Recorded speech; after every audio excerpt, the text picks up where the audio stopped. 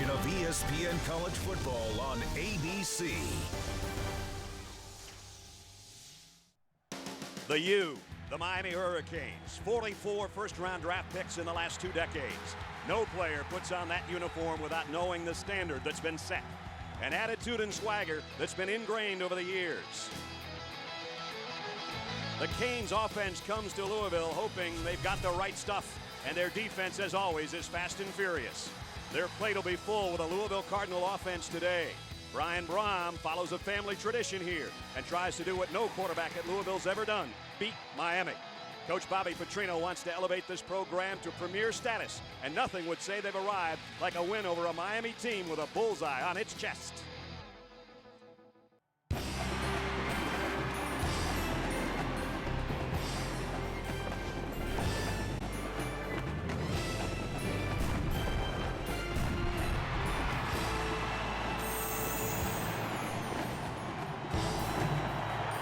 Papa John's Cardinal Stadium in Louisville, Kentucky, the number 12 team in the land, all set to take the field against the 17th ranked Hurricanes of Miami. They've won 13 in a row, 17 of their last 18 right here.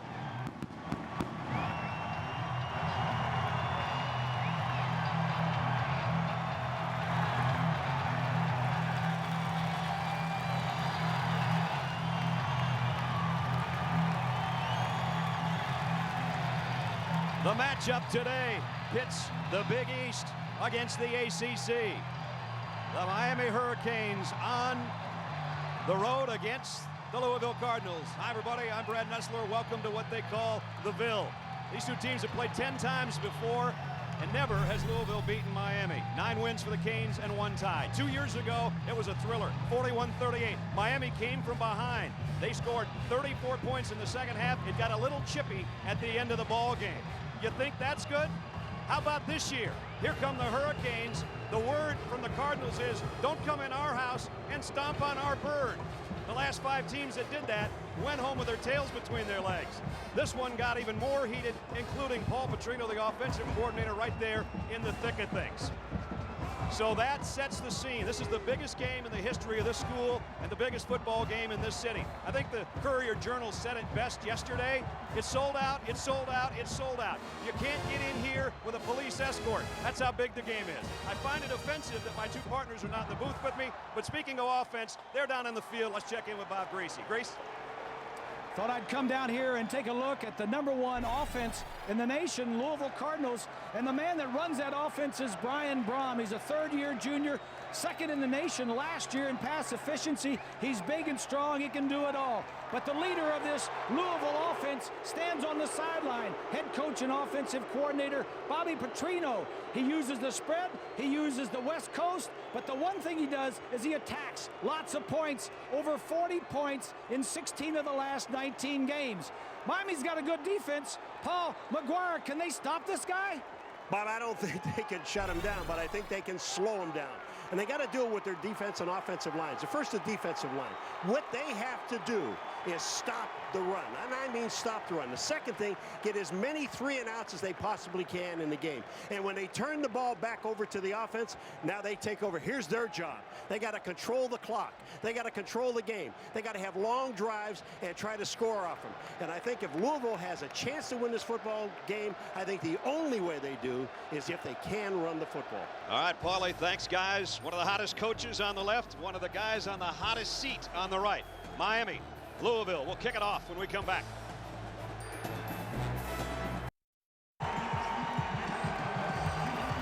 There are Louisville players who have waited 2 years for this rematch. Quarterback Brian Brohm is one of them. He was a freshman in 02, came off the bench in the 4th quarter, but could not stop the bleeding. Senior running back Colby Smith told me he cringes when he thinks about how the Cardinals blew a 17-point halftime lead. He said, I've been so hyped this week, I haven't been able to sleep.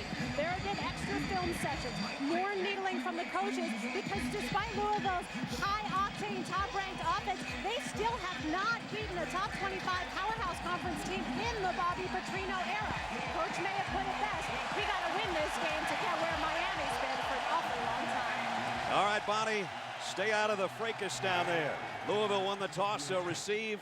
Sergio Spencer And Harry Douglas back deep, and Brian Monroe knocks it 9 deep in the end zone. And so the Cardinals on offense. And here's the guy that Bonnie was just talking about, Brian Braum, coming in. He's a star in the making. He had a great year last year before the injury. He told us this is what we're going to do on the opening drive. On the first drive, we want to score every time. We script it in a way where we want to put points on the board, and we believe those plays will go for touchdowns. And we want to go out there and have a great first drive, get the momentum rolling. I like that. We're going to go get a touchdown. I like it too. First down from the 20, all 3 of his receivers to the near side. With Colby Smith, the single setback. And Smith will get the call. And he got about 3 before Miami closed the door on him. Louisville offensively. Colby Smith's the guy that has to take over now. We'll see a lot of George Stripling as well. And of course, those guys are taking over for Michael Bush, the sensational running back that was lost with a broken leg. So his season's over. And the guys that have to fill the spot, not the same types of back as Michael was. Michael's 240 plus. These guys a little bit smaller. They're all-purpose type backs. Spread formation here with 5 wide receivers on 2nd down and 7. Here comes a blitz. Braum hangs in and lofts it. Incomplete. Boy, he took a shot. Urrutia was the intended receiver. As we take a look at the city defensive lineups for the Miami Hurricanes. John Beeson, one of their top tacklers. He's the captain over there, and he's a guy you have to account for. One of the greats in a long line of great linebackers that have come out of the U. This defense has been #1 in the nation, passing 3 of the last 4 years. Watch the shot Brian Braum takes on the first. He's taken a lot of hits this year, and this is what you want to do.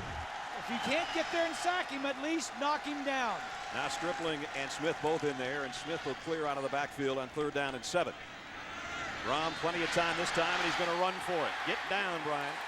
And he does with a first down. He's not bad at that. In fact, in the game that Bonnie talked about 2 years ago when he came in relief of LaFleur's, he did a nice job scrambling around and buying himself some extra yards. Well, they talked to us the other day about this, and they said what Brian's going to do, Braum is going to run. If Miami takes his linebackers and they see pass and they fly out of the middle of the field, Braum is not a great runner, but they're going to let him run. So first down across the 30 at the 31-yard line. Merriweather right there. And here he comes. Look out, and down he goes. Boy, you called that, Grease. Number 19 flying out of that secondary. Randy Shannon, the defensive coordinator, is going to move him around. He's over here on the left side. Nobody picks him up. This is something new. The Cardinals haven't seen this.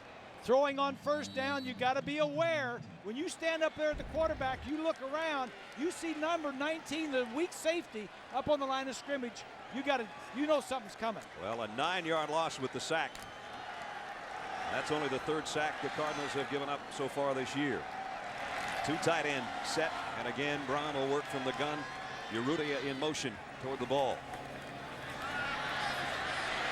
And hit from behind and catching his own fumble. Brian Pata knocks down Brian Braum. Well, you know what the problem is? They're doing it with 4 guys rushing. Now, I can understand when Merriweather came, it was a back that came in and Bliss. But the last play is 4 guys coming downfield on these guys, and if you can't block 4 and you can't run the ball, which I said at the beginning of this game, you can't win it. Now they're back inside the original line of scrimmage after having a first down out at the 31. It's back at the 18-yard line. 3rd and 23. Little stunt going now. They want to throw a screen, and Braum's going to just get rid of it. Well, the Miami defense is just all over the receivers. They're playing tight man coverage, and as Paul said, they're getting some pressure with the front 4 guys. A flag came in about 15 seconds after the play was over, and it's way out at the 33-yard line. Might get an unsportsmanlike conduct. It's way downfield. It's 20 yards away from where Braum threw that football. Illegal receiver downfield. Well, it took a long time to develop, and those linemen came out on the left side to try to set up the screen, and they just kept motoring, I guess. Well, advantage Miami defense on the first possession of the game. Well, Braum said they're going to go down and score. Not this drive. He forgot to tell Miami. Miami didn't let him. Well, they went downtown on the 2nd play of the game. And now Todd Flannery will have to punt. He hasn't been that busy of a punter so far this year, more as a place kicker. A kickoff specialist. He hit a beauty here. Bruce Johnson backpedals all the way down to the 23-yard line. And comes the other way and gets about 15 on the return. The ball is fumbled. They got it back. And the officials hit the deck just trying to get to the bottom of the pile. I think it was Will Gay down on the bottom there, number 21, who appears to have the football. And nope, it's going to be Miami on top of it. Well, so far things are not going well for the home team. Louisville not doing well on their first possession, the leading scoring team in the country. And here they knock the ball loose and they don't come up with it. Did you notice that it was all Cardinals red around there and you never saw a Miami player get up? I don't know how they got the recovery, but I guess they did. I mean, this There's where Gay had it and he lost it in the bottom of the pile. So now it's Kyle Wright, and he'll take over with the Hurricanes offense at the 36-yard line. He'll work from the gun with 4 wide receivers on first down.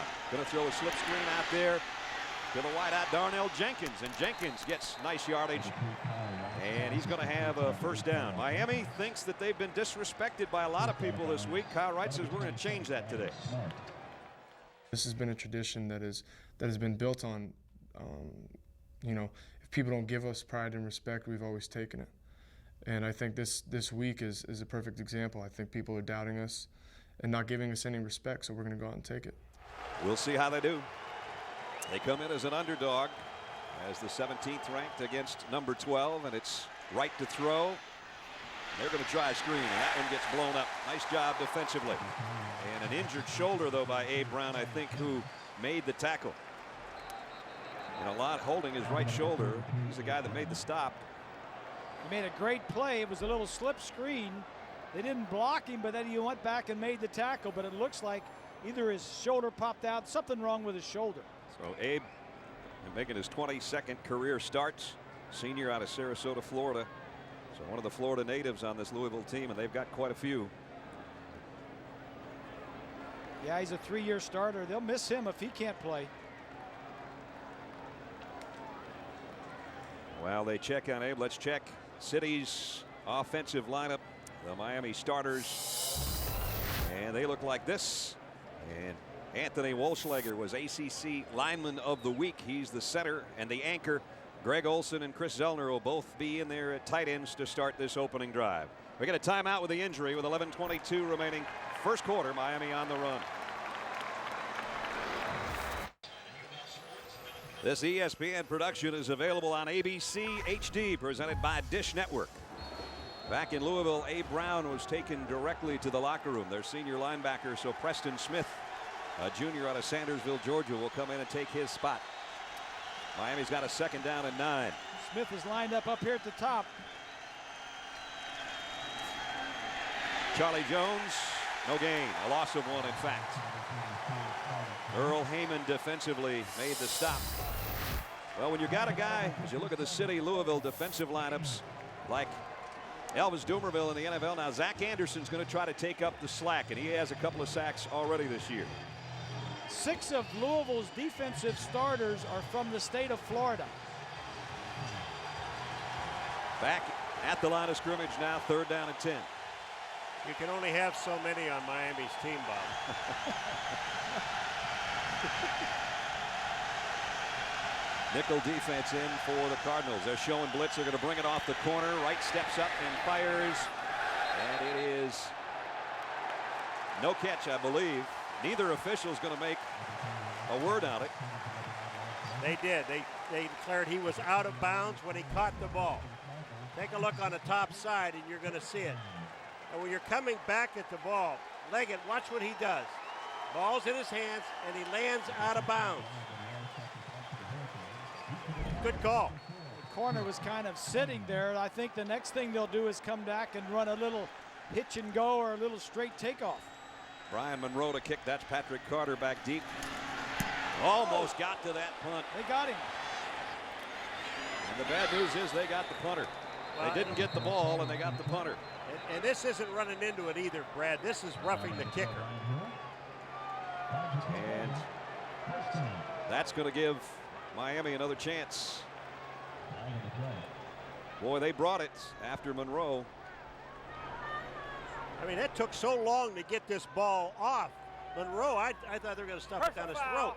Roughing the passer, number 35 of the receiving kicker, team. same thing. 15 yards to the previous spot, automatic first down. Tom Zamorsky, our referee, meant roughing the kicker, not the passer. And you're going to see it, Monroe up in the air, and he just can't do that. Ooh, Brandon Sharp, the safety, is the guy that undercut him, and so it's a first down because it's not running into. As Paul said, it's roughing, and that's going to give Miami a new set of downs at the 38-yard line of Louisville. You know, this is one of those plays that turn a game.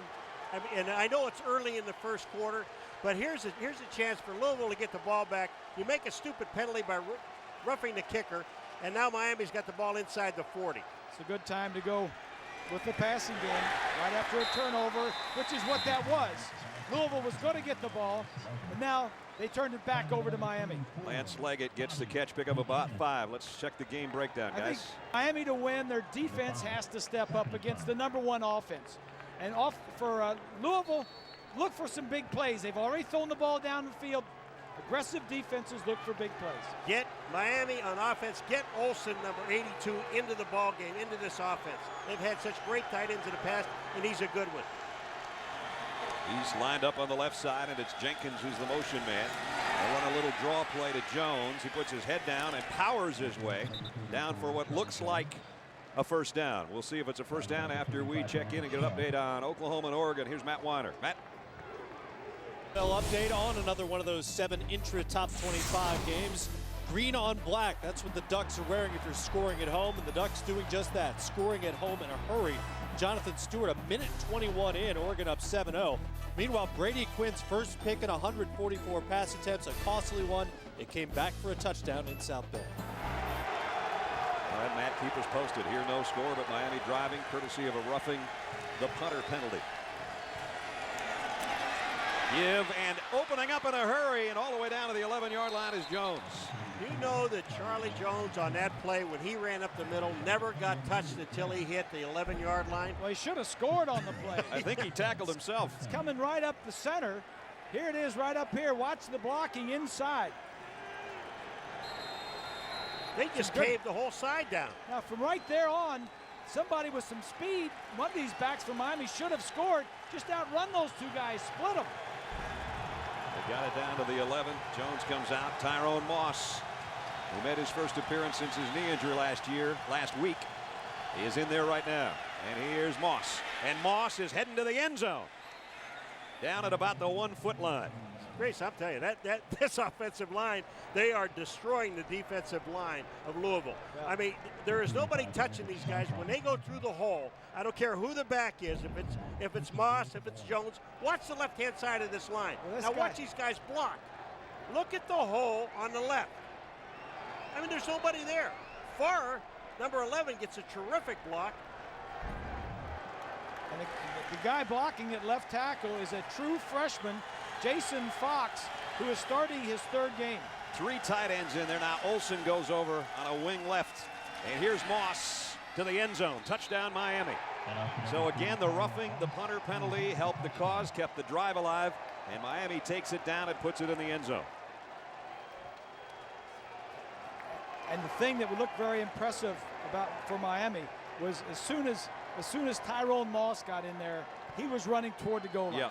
He was running downhill with some power, with some speed. He was a starter last year. He was outstanding runner. Got hurt. Now they've had all these other guys that are pretty good. But the difference is when Tyrone Moss gets in. And when Miami got the ball, you said they're going to throw the ball on first down. They did that one time, and then they ran the rest of the way. 7-0 Miami. This is ESPN's presentation of college football on ABC.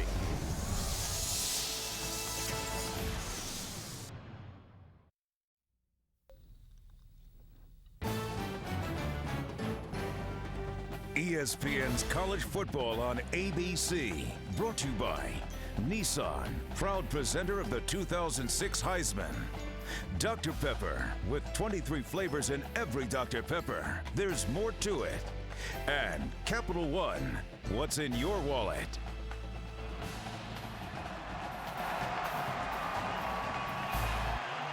Well, Miami smiling on the sideline. They just went 64 yards in 9 plays here in 3 minutes and 42 seconds on their opening drive as they after a roughing the punter penalty, their second series, I should say. Yeah. They took it down 64 yards and put it in the end zone.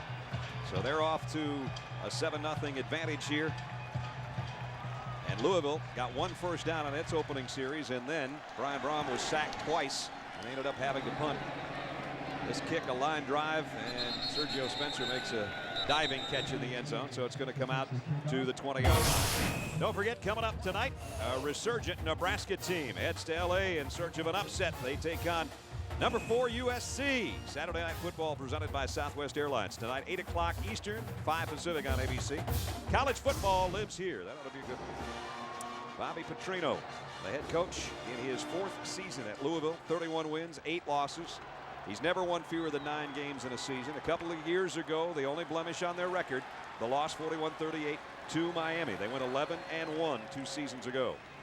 Here's George Stripling, and he's stripped of the ball, and Miami's got it at the 20-yard line. Baratka Atkins comes up with a football. You know, sometimes when you have a big game and you have it at home, there is more pressure on the home team to succeed than there is the visiting team coming in. I think you're seeing that right now with Louisville. He's just not holding on to the ball. Taraz McCray is the guy that stripped it from behind. Atkins recovers it, and now Louisville and its full stadium shocked right now by what's occurring with 7:48 to go in the first quarter. You know, when you talk to coaches, Grease, like we did the last couple of days, I mean, they plan on everything, but they don't plan on these things. You got a roughing the punter that gives them the ball back, and then they score. Now, the very first play from scrimmage, you fumble the football. I mean, these are things that you have to pay attention to detail. And that's what Petrino said to us. We have to pay attention to detail. On first down, it's Wright, and he goes to his tight end who Paul talked about in the last series. Greg Olson had split out as a wide receiver to the right that time, and he got about 8 yards on the pickup. He should catch 50 balls today. That's your man Olson, huh? That's right. He's already got 1. So Will Gay, and they can't afford to lose anybody over there defensively. He's their captain on the corner. Well, they already lost. Abe Brown, number 43. He went inside the locker room. He's a linebacker. That's that whole side, as a matter of fact, Brown and Gay. So this is kind of a shocker. Earlier this week, a lot of you probably heard Nate Harris, starting linebacker, who's from Miami and originally had enrolled at Miami and then went to a junior college before coming here. He says, you know, they're not like they used to be. This isn't the same Miami team. And I don't think it was that big a deal or that much of an inflammatory comment, but it ended up all over the locker room at Miami because here's a guy from Miami, and Nate was talking earlier in the week. Bobby Petrino made sure he didn't talk anymore after that.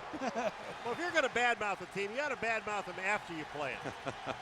Second down and 2 at the 12-yard line.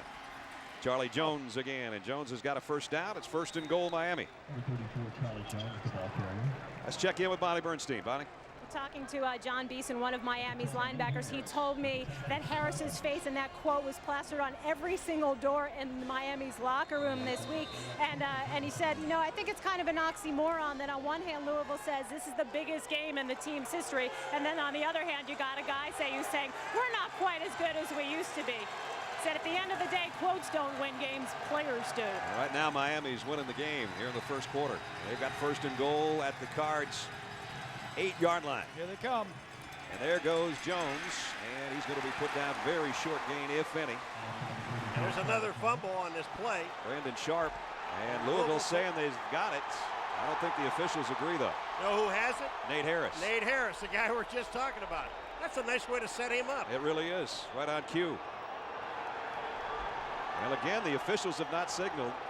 They had a little trouble, and now they give it to him. Louisville gets it back, and it is Nate Harris. Well, that'll fire up the crowd and the Cardinals. They don't have that swagger. Let's take a look. Brandon Sharp is the guy that hit him. And there's the ball over here. The ball's way over behind him. The ball is definitely out before his knee hits. It's just a matter of who has it under that pile. There it goes. That's a good shot of it going out. They are reviewing this right now. As you see, Harris finally come out of there, but the guys upstairs are having a look. Nick Trainer is our replay official today. Every play in college football is reviewed. Sometimes the replay official upstairs will ask for a little bit more time to look at it. Here's Nate Harris, number 10. Now he's following the play. Now when the ball comes out, watch him go for the ball. He just goes down to the ground and takes the ball away. You know, we saw a fumble a little while ago, Brad. There's a lot of funny things go on underneath that puck. That's right. The guy that you think has it doesn't. You got to get like a little Jack Russell Terrier down there to try to get that football out of there. I agree with Grease. I think this ball was out before his knee went down.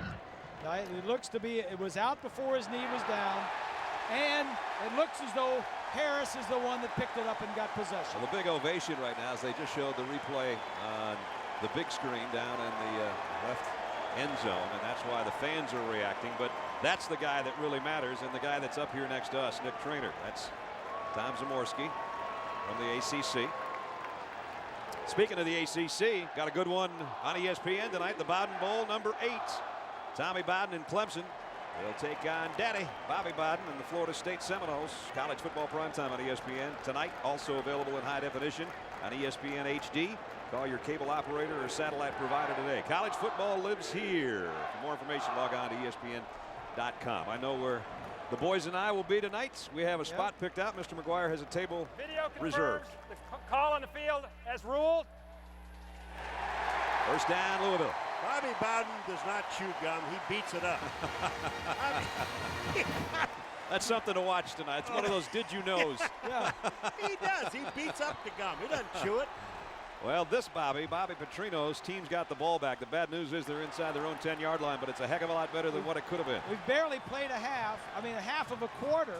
We've had 2 fumbles go the other way and a punter get roughed. Oh, man.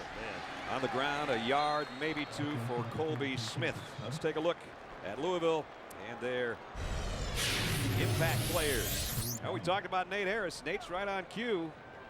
And Mario Urrutia is their big play wide receiver. He's 6'6", 228. He'll come into play. Keep an eye on number 7.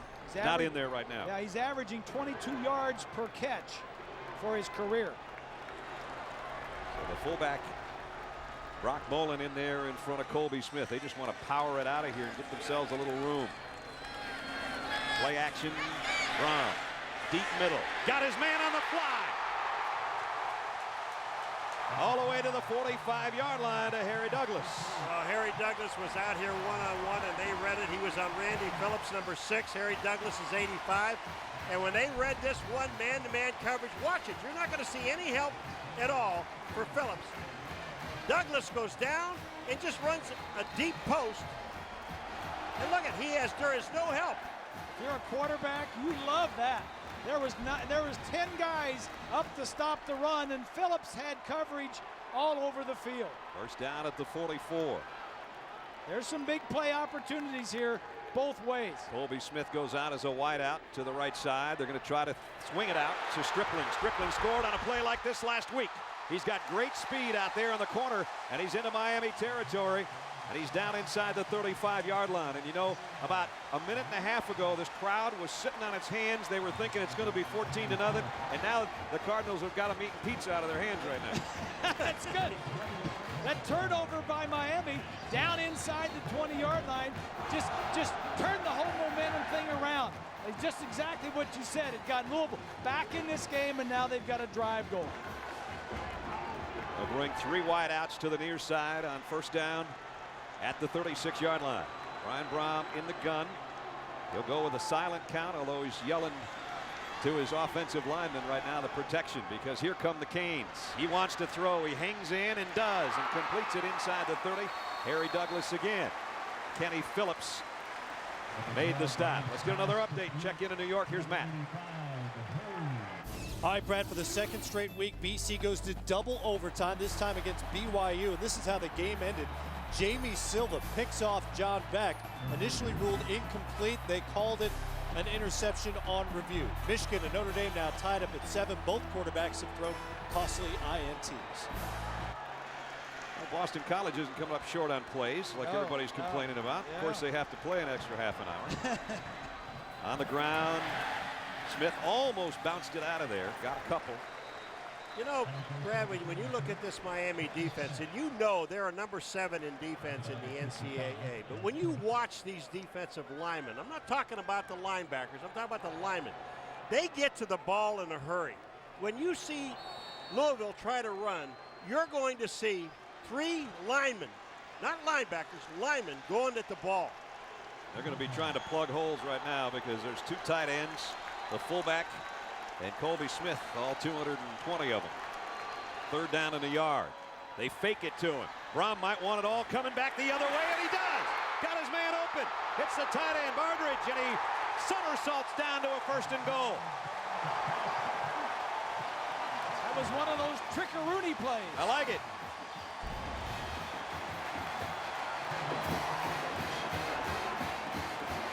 Bardridge is on the right-hand side of this offense, and he just blocks, fake blocks, comes back underneath, and nobody covered him.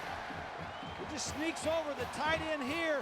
Everything, the flow goes one way, and the tight end just sneaks. He blocks, he falls down, and he comes across.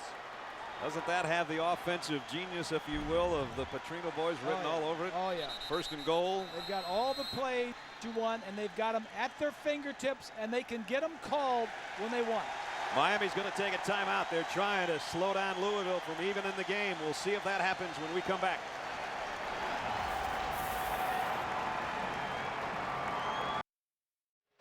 You're watching ESPN College Football on ABC. Brian Brom couldn't be much better than he was on that drive so far, Bob. 4 of 4, 85 yards. And you know they got a good play to go down in here. They've worked on this. We saw them the last couple of days working on their inside the 20, inside the 10, goal line passing and running. They bring in an extra lineman, an extra tight end. And Colby Smith on 1st and goal from the 3 puts his head down and burrows his way down just outside the 1. John Beeson, the linebacker, made the stop with help from his friends. And it'll be 2nd down and goal. What I like about down here, and I love what Louisville's doing, you're down at the 4-yard line, it's almost the 3-yard line. You got a big offensive line, and the closest way to get to that end zone is straight ahead, and that's exactly what they're going to do. Just pound it at them. It's a good down to throw on too, Paul. It's a good play action down. You don't want to wait until 3rd. 2nd and goal. There's the play fake and the bootleg. Brom to the end zone. Overshot a wide open fullback, Brock Bolin. Oh, and Brian wants that one back. He couldn't see him for a while because there was a defender and an offensive guy in between him. Watch here. There's going to go 1 receiver short, 1 receiver long. And when he gets out there, he can't see him when he's open. See Brock Bolin, if he was 6'3", he's waving his hands back there on the top of the L. Right there, he can't see very well, and there he is, wide open. Now it's 3rd and goal. You got 1 defensive back covering 2 people? I don't think so. Now it's Colby Smith, right side, and Miami's too fast for that. They drop him back at the 5-yard line. See, I like the first play when I said they went straight ahead. Don't try to go wide on Miami. They're too fast. Well, that was just good defense. Miami is strong up the middle, and they've got good speed. That's why they've been one of the top defenses in the nation for the last 5, 6, 7 years. So the end of the quarter, we'll have to wait for what appears to be a field goal attempt to start the 2nd. We played 15 minutes of fiery start to the game. Miami with the early lead. They fumble it back, and now the Cards trailing at home 7-0 at the end of 1.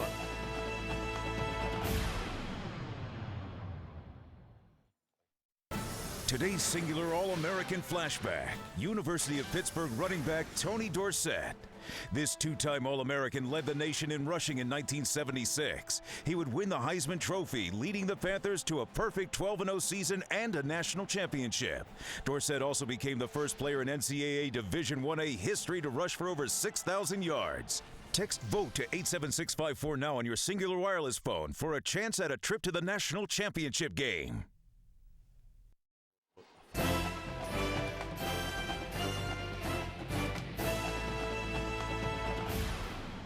Now the Louisville Cardinals live here, and it looks like they're going to try a field goal, which will be a disappointing end to an impressive drive. This guy, Art Carmody, has hit 16 of his last 17 field goals, and he'll try this one from 22 yards away. The kick on the way, and it's good. And Louisville gets points, but guys, they would have rather had a touchdown there after a good-looking drive. Time now to ask the big question, who am I? I'm the only player from Louisville ever inducted into the Pro Football Hall of Fame. I know how to pass. You might notice the high tops there and the motion of the throwing motion, but you might not recognize as a defensive back, old number 16, picking off a pass there going the other way. Johnny Unitas, Johnny U. Great quarterback who passed away recently, and he's got his own statue here at Louisville Stadium. Guys, Miami looked like it was going to be 14-0, or at least 10-0. Nate Harris, the guy that we highlighted, kind of saved the day, and that was a good-looking offensive drive for Louisville. It was. I think both sides have come out nervous. Louisville especially dropping the ball a couple times and then roughing the punter. Miami showed their nervousness too. That was a mistake, but I'll tell you one thing, what we talked about at the beginning of this game. If Louisville cannot run the ball, they cannot win this football game. They've got to put a drive together where they can keep the ball on the ground. That's where Michael Bush would help the cause, but of course he's out of the lineup, and with the broken leg, he's here at the game. And he's got a good seat, but he's got a long rehab. Boy, Johnny Unitas had great speed, didn't he? He really did. I liked him playing defensive back. That was good. Could have fooled me on that one. Todd Flannery will tee it up. This is the 22nd kickoff for Todd Flannery this year. That's how many points Louisville's put on the board. He's their punter, but he's a much busier kickoff specialist. Bruce Johnson and Andrew Johnson are back deep for the Canes.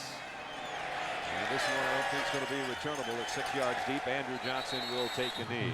Now we talked about Johnny Unitas. And there's his statue outside the Papa John's Cardinal Stadium.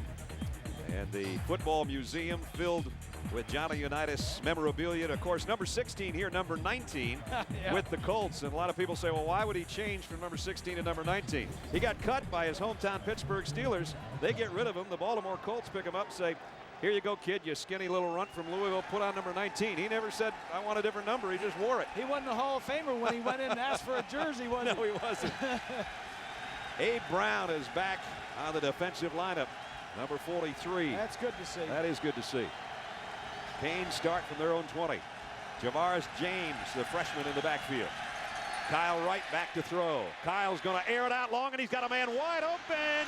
Oh, what a catch inside the 30 to Darnell Jenkins. That's about as far as you can lay one out there, and he made a beautiful grab. Grace, I'm going to tell you what, and I know you're sitting there watching it.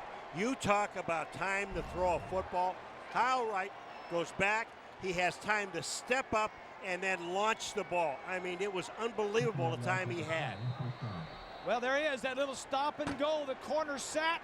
We mentioned it earlier. These corners like to sit, jump on the outside. I said there would be big plays both ways. We've already seen it. 51 yards for Darnell Jenkins, a career long catch, and it's a first down at the 29-yard line of Miami. Now they go on the ground, and they go to Javaris James, and he's got a nice tough run, picked up about 5. Boy, Darnell Jenkins, a senior out of Miami. Watch him lay out for this ball. Well, I thought for an instant that Wright had overthrown him. But that's it. Just make sure of the catch. Don't take a chance on dropping the ball by trying to run into the end zone. Make sure of the catch first. You can't overthrow speed, Grace. You just can't overthrow it. I couldn't overthrow many of them. Well, no, your streak patterns were like 8, 9 yards. Okay. At the 25. The give for about 3 to Javaris James. Impact players for Miami. We happen to pick this young guy out, even though he's not a starter. Javaris James, Edgerrin's cousin, and he's had a great start to his young career. And Brandon Merriweather, well, we've already seen what he can do defensively. Number 5 goes out. And they bring Charlie Jones back in. Big third down here for both teams. 3rd and 3. White, quick drop, quick throw, and a drop pass by Olsen. It would have been a first down. Let's check in and get an update. Here's Matt.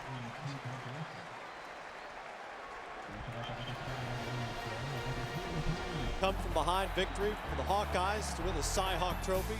3 touchdowns on the day, 270 yards passing. Brad, you can cast yours by texting VOTE to 87654 on your singular wireless phone. I'll do that at halftime, Matt. I'm a little busy. John Petty, a 40-yard field goal attempt. Got it up and hit the pipe. It's no good. So Louisville saw the long pass to Jenkins. Then they stiffened defensively, and the Canes come away empty. Good game going on in the Ville. 7-3, Miami in front.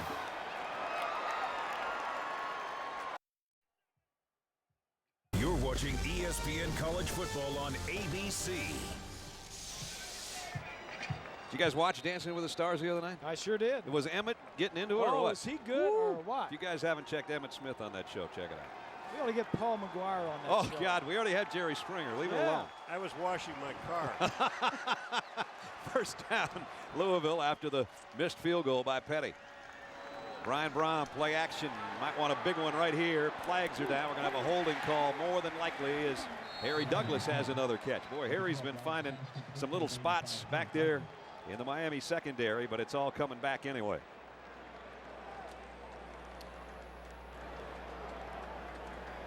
Tom Zamorski is our referee. Tom, what do you got?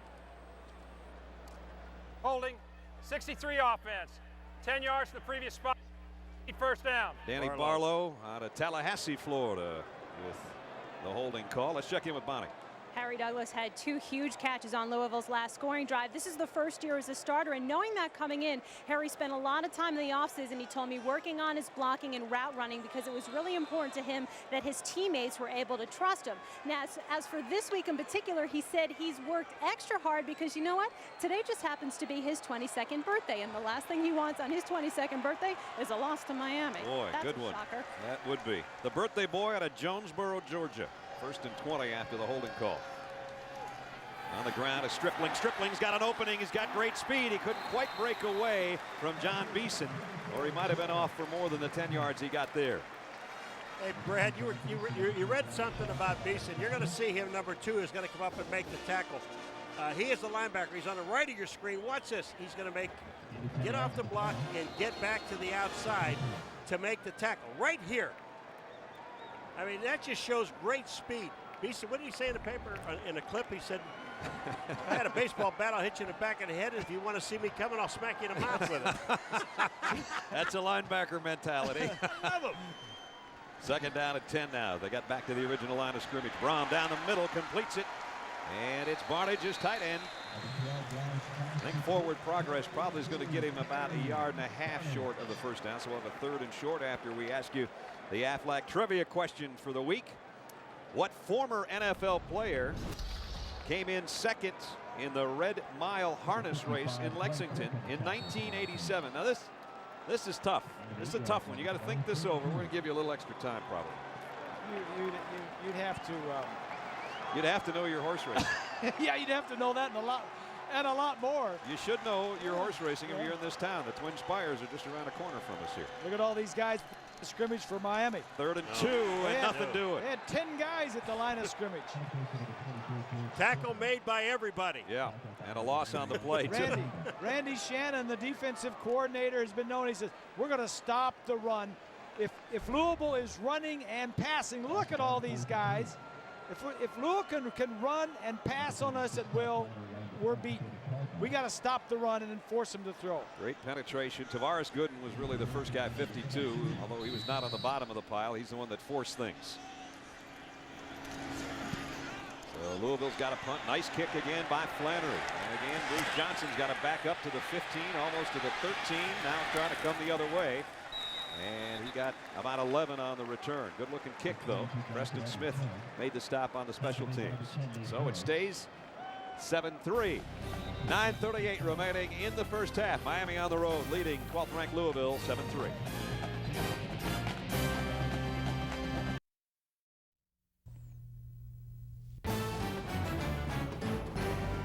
ESPN's College Football on ABC. Brought to you by the totally new Jeep Compass. Freedom in a whole new dimension. Under Armour, the advantage is undeniable. IBM, what makes you special. And Midas, for mechanics known for their work and their word. Trust the Midas touch. Last time the Canes had the ball, Kyle Wright hooked up with Darnell Jenkins on a long bomb, 51 yards, but then John Petty missed a 40-yard field goal. So they're still at 7-3. This time they'll work just inside their own 24-yard line. Wright, this time in the pocket and flushed out of it. And Kyle gets down, flags down, ball is out again. No, he's down. Don't worry about that. But the flag is back in the backfield.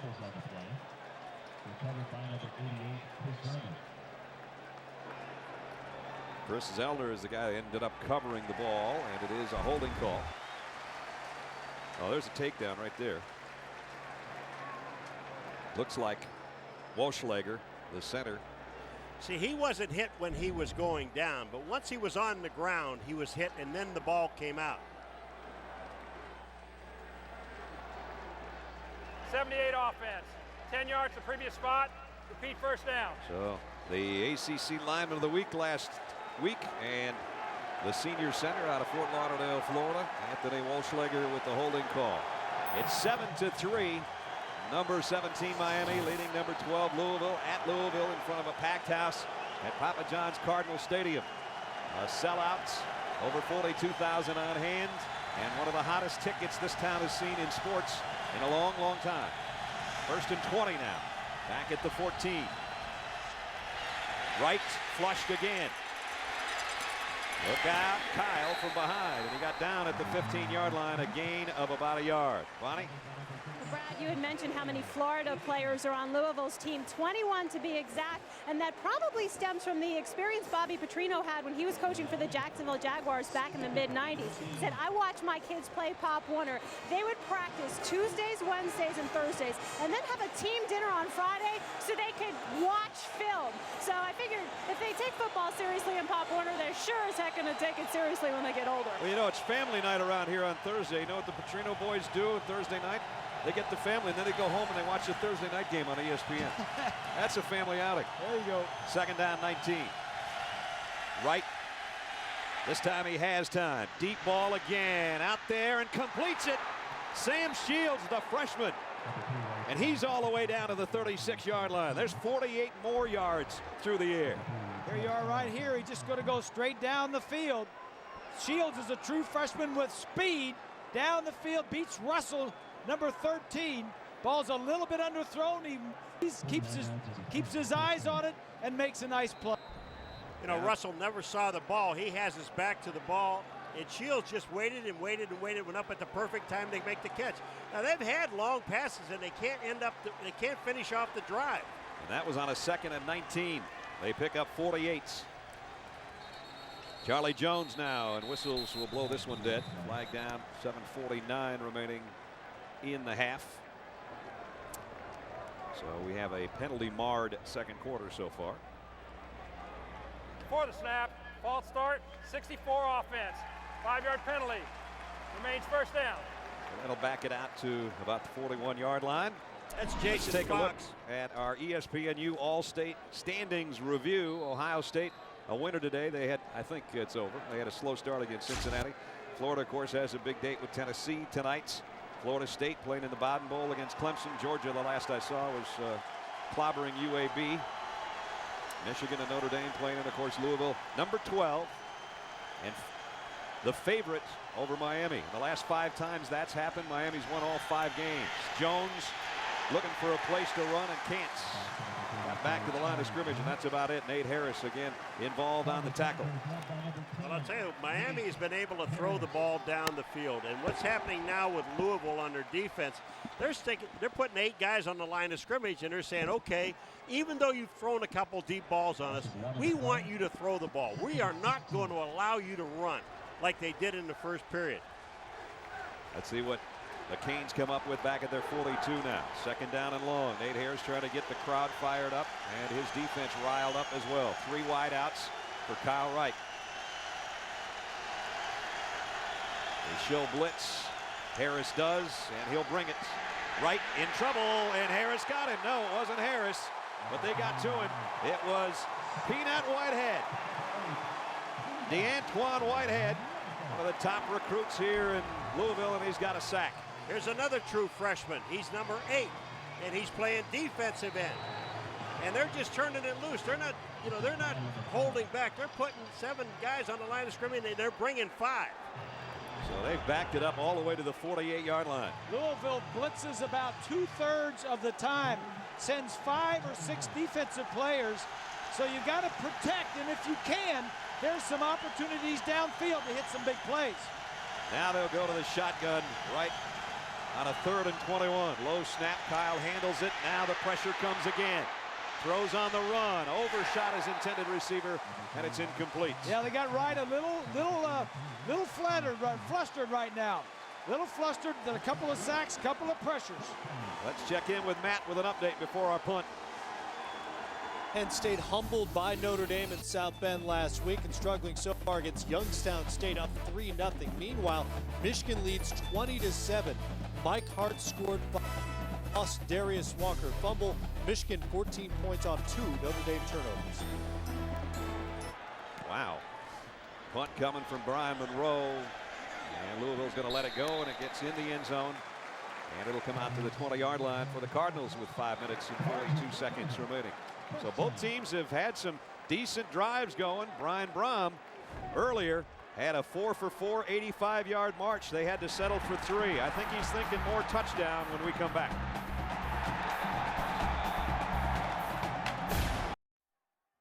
You're watching ESPN College Football on ABC.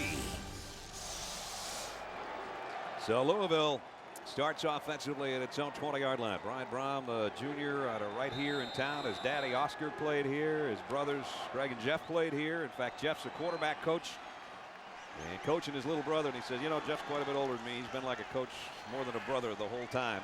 But the whole Brom family's been a big part of Louisville football for a long, long time. Look for a pass on the outside.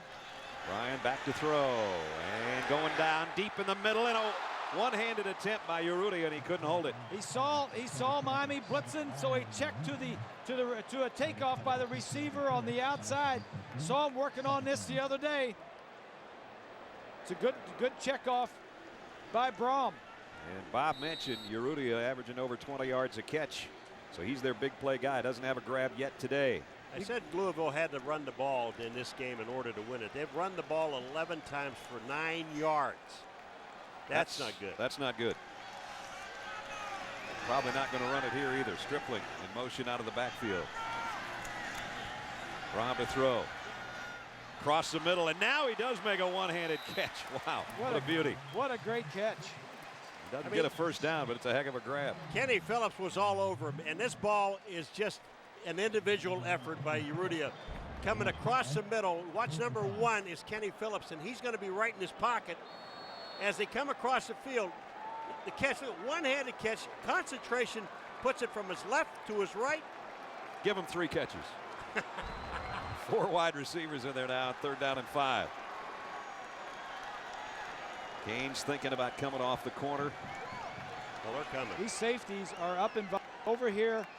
The 2 safeties are versus run, so he's throwing it outside. And he is throwing it outside, and it's a first down. And it's Harry Douglas again. And Louisville keeps the drive going with that 3rd down pass. We talked about the Broms, and Oscar's still coaching. And who's he coaching but Bobby Petrino's son? You got to love that. They keep everything in the family here. Let's see. Petrino coaches Brom's son, and Brom coaches Petrino's son. I like that. I like that. First down for Louisville at the 33-yard line. Brom sets and fires, completes it. Again, a short crossing route to Urrutia, but he got out to the 38-yard line with his forward progress. When they go into that spread formation, Brian Brom goes on a silent count, and you might say, why are they going to do that at their home stadium? They just decided after doing it on the road so many years, it worked better, and they ended up with less penalties. Well, just because you're at home doesn't mean you can't hear the cadence, and that's a problem. They got used to it, doing it so much that they like it that way. What I like about Brom is, you talk about a guy relaxed in the pocket, and he's not making mistakes. He's making neat throws. Maybe they only are 4 yards. But they're matriculating down the field. Here's the stretch play across the 40, and Colby Smith is not going to get a first down. He's going to be about 2 yards shy. So it'll bring up 3rd down and 2. There's just so much speed on Miami's defense. And I'm not just talking about the guys in the secondary and linebackers, but I'm talking about the defensive linemen. They move up and down the line of scrimmage. It's just incredible. So 3rd down and 2.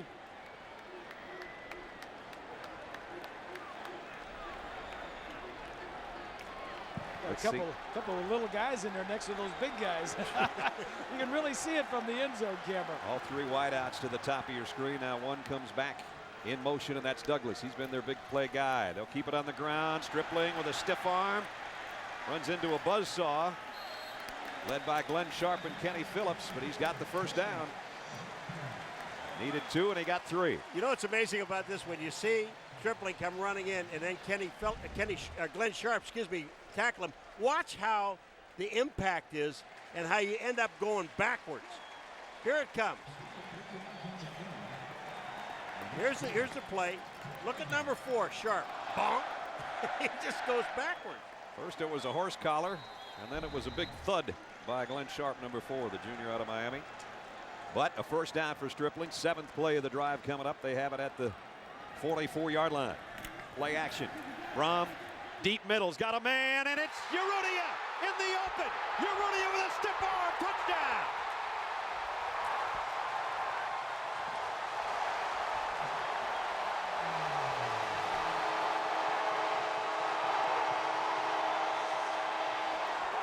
Did we say he was a big play receiver? You can't do it any better than that.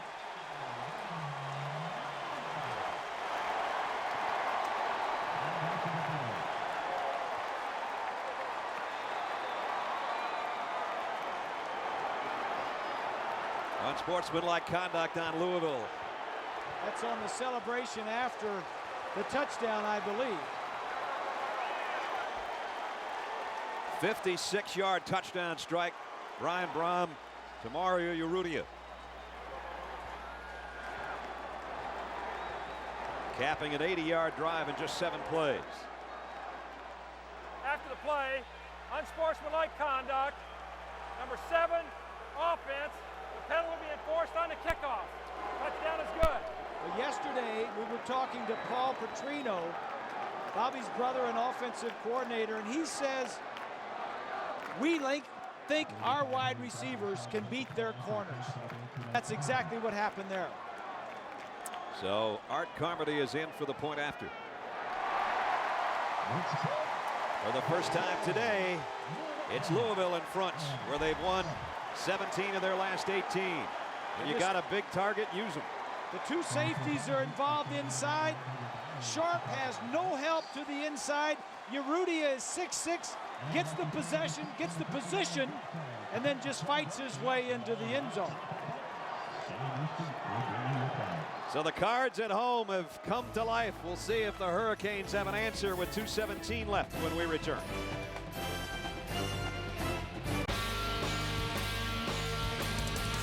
If your first impression of the University of Louisville is Cardinal football, take a closer look.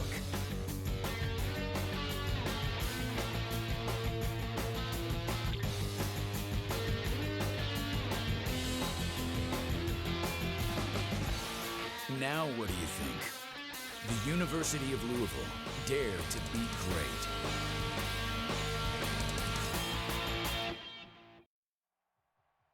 You're watching ESPN College Football on ABC. Bobby Petrino liking what he sees on that last drive, and in fact on the last 2 drives. Urrutia 56-yard touchdown catch on a perfect throw, and following the unsportsmanlike conduct call on Urrutia, they're going to have to be kicking off on their own 20-yard line. So an 80-yard drive and 3:25. They mixed it up nicely. Urrutia really had 3 catches. He had the one-handed one with his left hand. He had a little crossing route for 5 yards. Then they hit him deep from the other side. So he was a big, big part of that 80-yard march. Most of it, in fact. Wouldn't you like to be a receiver in this offense? You bet. How about quarterback? Well, that too. So the return men are way up around the 20-yard line, anticipating Todd Flannery's kick to land somewhere in the vicinity. And the Johnsons, Bruce and Andrew, are back there waiting on it. And little indecision, and they'll field it at the 15. Bruce Johnson. And nice return out to the 40-yard line. Let's take a look at the touchdown from up on top, Reese. Well, here's what I'm talking about. One safety is looking here. The other safety is going to go this way. So down at the bottom, you got the corner by himself. So when Urrutia runs the post, there's nobody in the center of the field. Look at this. He's got to cover the guy all over the field. The safety at the top goes the other way. I mean, the corners for Miami are not that good that they can cover these guys single coverage all over the field. So the return after the shorter kick, 40-yard line, is where they'll work offensively with 2 minutes and change remaining in the half. And they'll keep it on the ground this time, and almost breaking out of there, Javaris James, who got about 6. We asked you the Aflac trivia question earlier. What former NFL player came in second in the Red Mile harness race in Lexington back in '87? If you've had time to think about it, the guy in second place, right way over there, and I know why, because that poor horse was about to die pulling all that weight. Paul McGuire lost to Ole Cassini. Cassini probably weighed 100 pounds less than you did. That's not fair. Here's a throw to Greg Olson, and that's a first down in Cardinal territory. Miami has been in Louisville's end of the field all 4 possessions, and they only have 7 points to show for it. I came in second with a lot of class, pal. You did. Let me just tell you what, Miami, 4 pass plays they've had in this first half, over 20 yards, but they only have 7 points on the scoreboard. They hit the long one to Jenkins. They missed a field goal. They hit the long one to Shields, and they ended up having to punt. Now it's Kyle Wright looking for more and looking for a place to run. Nice run by Wright. He's got a first down inside the 35-yard line. Good scramble by Kyle Wright, the captain of the offense. He got 14 yards. Sometimes you have to do that. When the defense is aggressive and attacking and they've got good coverage, there's nobody left to cover the quarterback, and you've got to do that to keep these defenses honest. Canes go without a huddle with 1:08 remaining. They got a first down at the 33-yard line. They do have 2 timeouts left here in the quarter. Might be a blitz coming off the corner. There you go. And Wright goes the other way. Dangerous pass, but it's caught. And it's Darnell Jenkins again. Nice play on the ball by Will Gay, who was shaken up earlier in the ball game, is back there playing cornerback. You know, one of the things I hate about, like, prevent defenses, the only thing it prevents you from doing is winning a ball game. It doesn't prevent you to do it to stop anybody. Second down and 5. Clock winding its way toward the half-minute mark. Blitz up the middle. Wright got hammered as he threw, and it went right through William Gay's hands. Was that Nate Harris again coming on the blitz? Somebody came flying up the middle at Kyle Wright. Brandon Sharp came from the secondary as well. So they sent everybody after the Miami quarterback. Well, I don't know why they're not using their timeouts either. They've got plenty of timeouts to use. Here comes Harris, right up 10, the center, yeah. And Sharp came from the other side. See, he couldn't wait. If he would have been able to wait a little bit till the receiver got a little bit further in on his slant, then he would have had a hit, but nobody was inside to pick up the blitzer. Miami's 0 for 3 on their third downs. This is their biggest one of the game so far. 4 wideouts. Javaris James stays in the backfield with Kyle Wright, and now they're going to use the timeout, and that's after play had stopped. So Kyle Wright's going to go over and talk to Larry Coker and make sure about this one, because they still have plenty of time to try to get a score. Right now, let's take a look at our Pacific Life game summary. First, the roughing the punter penalty kept Miami's opening march alive. They took it down the field, and when you get Tyrone Moss in the ballgame, he knows how to spell the end zone. Tyrone goes in from a yard out. It was 7-0 at that point. After Nate Harris recovered a fumble, Brian Brom went to work. throwing deep. And it's Urrutia 56 yards later for the touchdown. That, of course, was capped around a field goal as well. And that's why Louisville's got the lead 10-7 with 30 seconds remaining in the half. Monday Night Football on ESPN continues. Joey Porter and Troy Polamalu and the Steelers defense will lead the defending Super Bowl champions as they try to get to Byron Leftwich, the Jacksonville Jaguars. Monday Night Football on ESPN, Monday, 8:30 Eastern. Also available in high definition on ESPN HD. Call your cable operator or satellite provider today. That ought to be a pretty good one. Steelers and the Jags on Monday nights. So Louisville at home, where they have won 13 straight, second longest winning streak in the country to USC's. And USC will try to keep that intact tonight with their dates on ABC at 8 o'clock against the Nebraska Cornhuskers. Some of the Canes fans who made it from Miami to Louisville. But there's a lot of red in this place. This is a hot ticket. You had to have some pretty serious change if you were trying to get a ticket to this game late. Wright in the gun. Here they come. Everybody on the blitz. Wright's going to just get rid of it. He got leveled as he let go of it. That's a win for the defense. When they force the quarterback just to throw it out of bounds. I mean, they know that Louisville's going to blitz 65–70% of the time. Get him outside the pocket. Number 30, Thomas, is the guy that comes up in the middle, and he is a safety. I mean, you talk about taking a chance. They sent 8 guys. John Petty, who hit the left upright from 40. He'll try a 45-yarder here to try to tie the game. He missed it left badly. The NCAA's leading scorer, John Petty, is 0 for so far today, and Louisville holds on to its lead. Yeah, he's a 4-year guy that's been kicking for 4 years for Miami, but he needs to give them a boost because they're not doing well on offense, and if they could just get a field goal through, at least the offense would feel like, well, I got something out of that drive to build on for the next one. Now they're going to have to do some major adjustments as far as their offense is concerned when they get in there inside the locker room at halftime. Because Louisville, I mean, they looked a little weak right at the beginning, but they've tightened everything up. Well, everybody talks about Louisville's offense and the high scoring and the 40-plus points and all these games and all that other stuff and what they average, but it's their defense that's really aggressive. And their defense is ranked 3rd in the nation against the run.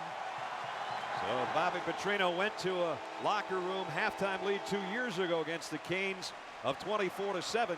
Today he's only got a 3-point lead as we check in with Bonnie. Coach, you really wanted to showcase Kyle Wright's arm today. What's their defense doing to keep you out of the end zone? Well, they've got a good defensive football team, and we knew that. I think the thing's killing us. We need to hit the field goals. We've been in position, turned it over once, and we missed 2 makeable field goals. We know Louisville has a high-octane offense. Talk about your secondary and maybe where some of the adjustments need to be in the second half. Well, I think we need to put pressure on the quarterback. He's having too long to throw the football. We got to put more pressure on him. That'll make it a little tougher. Coach, thanks.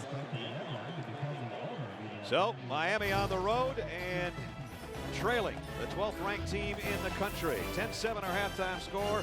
John Craig and Doug will have updates coming up at halftime in a minute. This is ESPN on ABC. Brian Brom, he, of course, makes Louisville go. He's got a touchdown pass on the board.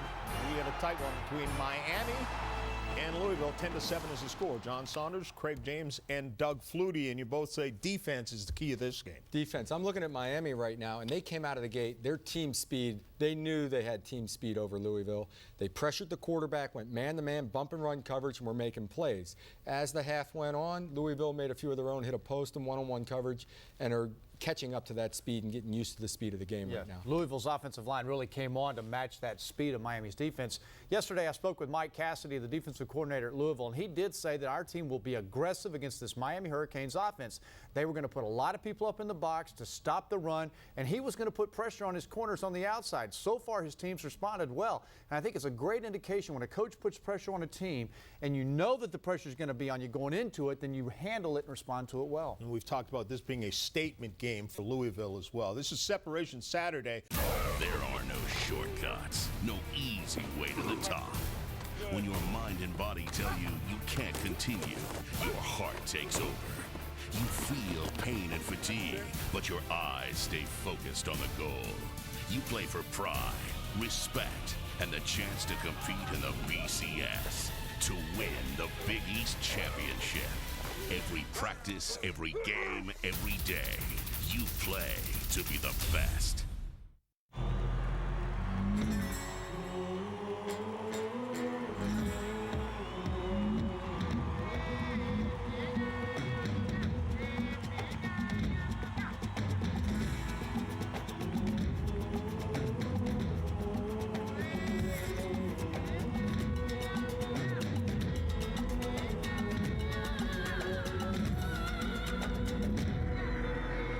Reach higher. UM. You're watching ESPN College Football on ABC.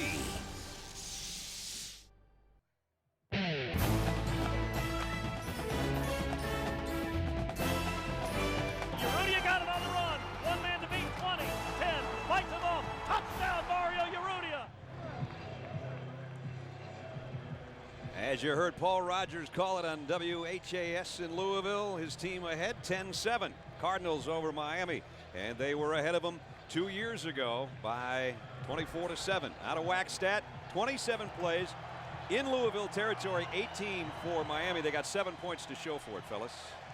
I think Larry Coker going to halftime said the whole thing. You know, they made their field goal, and we missed 2 field goals. Talking about Miami, that's the difference in the ballgame. They missed from 40 and 45, and they had a fumble down inside the 10-yard line. What are they going to do in the second half? I think the one thing with their offense for Miami has to do is they got to pick up the blitzes. They know they're going to blitz. They got to pick them up. And the other thing, I mean, I agree with Bob. We were talking off the mic.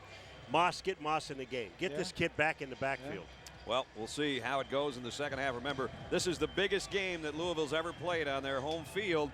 2 years ago, they had the Canes down 24-7. They let them off the hook. 34 points in the second half for Miami. They went on to win it 41-38. That was the only loss for the Cardinals that season. Now they want to be in the big time. If they can win this one at home, it puts them in the big time. We'll see how the second half goes. Miami will get the football first. Todd Flannery will tee it up. And Bruce and Andrew Johnson will be back deep for the Canes. There they are. Beautiful day in Louisville, a packed house. The hottest ticket in sports in this town in a long, long time, especially one that involved football and not basketball. Here's the kick, and we're underway in the third quarter. This one might be returnable for Bruce Johnson. Oh, he's going to take a knee. Miami will work from the 20 after we check in with Monty. Brad, Miami had the momentum early in this game. Bobby Petrino thought that changed when Nate Harris recovered the Charlie Jones fumble in the first quarter. He's pleased with the way the front seven's putting pressure on Kyle Wright. Wants a secondary to cover the deep ball better. Offensively, the Cardinals are used to balance. They don't have it, so 14 yards on 13 carries. Said the line's not been able to block better, but he'd like to get the run game going in the second half. That's what Paul said. One of his game plans was they got to be able to run the football, and so far they have not. And guess who? Tyrone Moss. Boys, you called it. He's in the backfield to open the third quarter for the Canes from the 20-yard line. And here he comes. There he goes. Down for a loss of 3. They knew he was coming too. Zach Anderson and Okoye on the defensive front made the stops. Take a look at the Pacific Life game summary. Statistically, in the first half, turnovers even. 0 for 4 on third down conversions for Miami. Great starting field position, but then when you don't convert third downs, you don't get anything out of it. That's right. A lot of big plays to be had by both offenses because both defenses are so aggressive. Their corners, the defensive backs are out there by themselves. Zellner, the tight end, playing fullback in front of Moss on second down and 13. They give it to Tyrone again. He's not going to get back to the original line of scrimmage. Got a couple back. So back-to-back runs by the guy that we said they would need in the second half. Will Gay makes a stop that time. Brad, I'll tell you what, when you take a look at this, look at Louisville. Look at them on the line of scrimmage. There are 8 guys around that line of scrimmage, and there's 3 backs in the backfield. They are crowding the line. They're telling you, we are coming after you, and you cannot sit there and try to run the football. Remember, Louisville came in ranked 3rd in the country against the rush. Now, they had not played the kind of team Miami is, and they forced a 3rd and 11 here. Kyle Wright is 0 for 4 on third downs.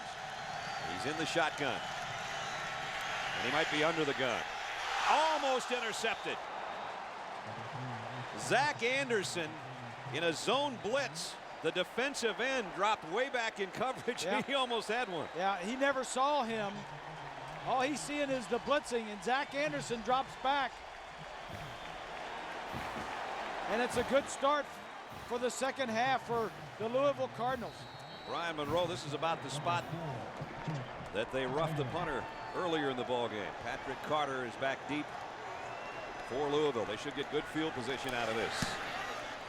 High kick, but not that deep. Carter's going to call fair catch, and they will have great field position for their opening drive of the third quarter, as they're going to be near midfield at about the 47-yard line.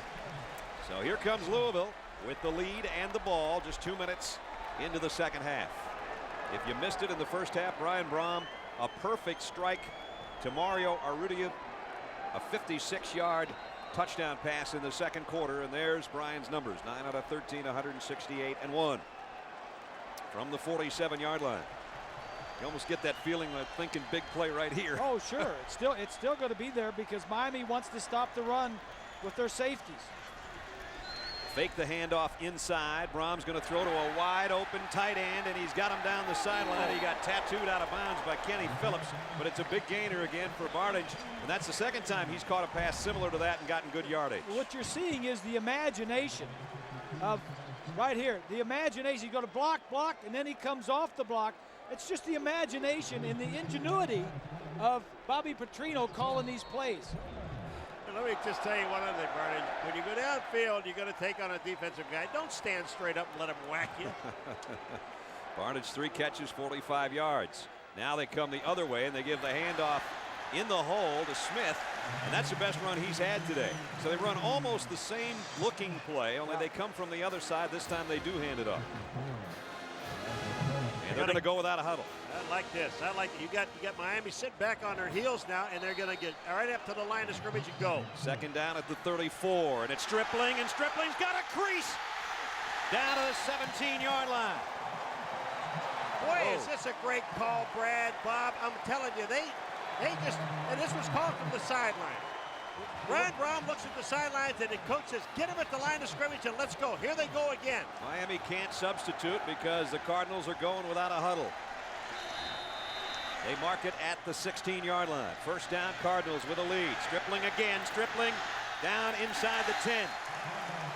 Brandon Merriweather made the stop at a 7-yard gain for George Stripling, the sophomore, another Florida native out of Jacksonville. It's a very simple play. It's the same play almost that they ran the last time, but I like the strategy.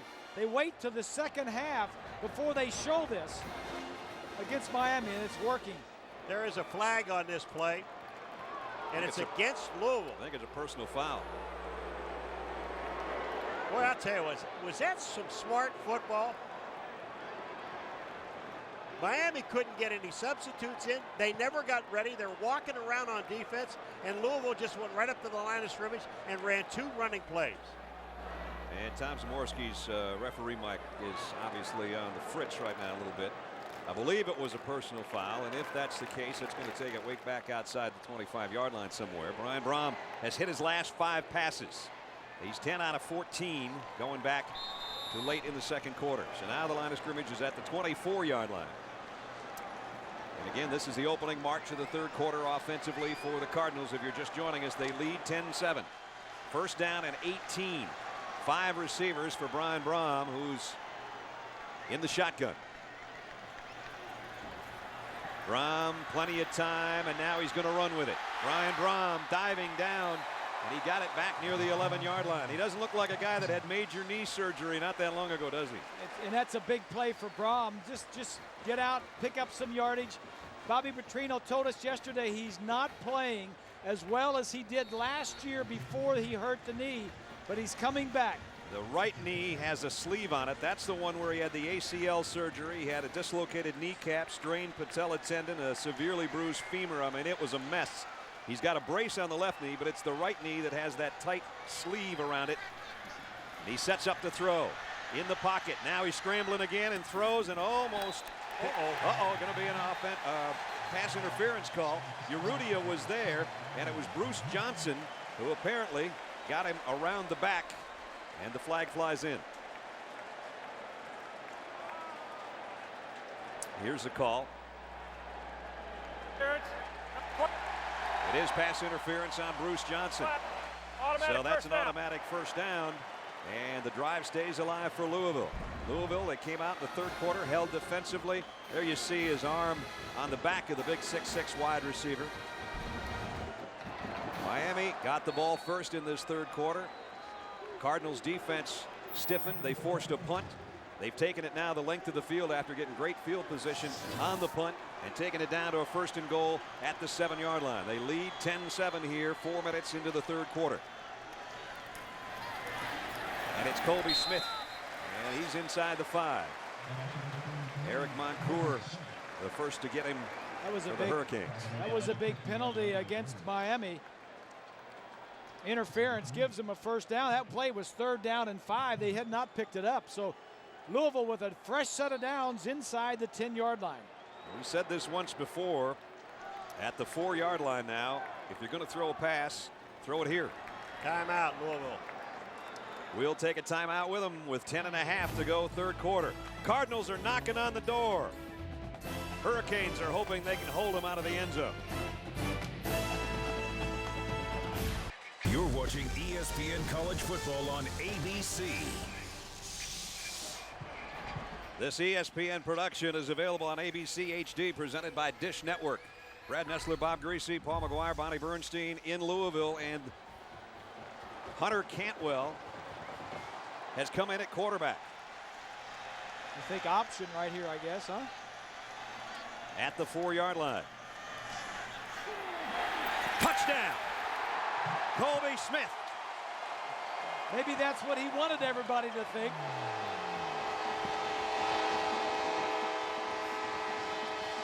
The Cards up 16-7 with the extra point coming up. Boy, you talk about run straight to the corner and do not veer at all. Colby Smith just took the ball and never veered at all. He just went right to the flag, scored. But why put the other quarterback in? I think Petrino was just playing with the minds of Randy Shannon. They were saying Randy Shannon reacts to everything the offense does. If you substitute, he substitutes. So I think Petrino was just putting him in to hand off to a running back just to get the defense thinking. 53 yards in 2:39. That's Brian Brom on the sideline.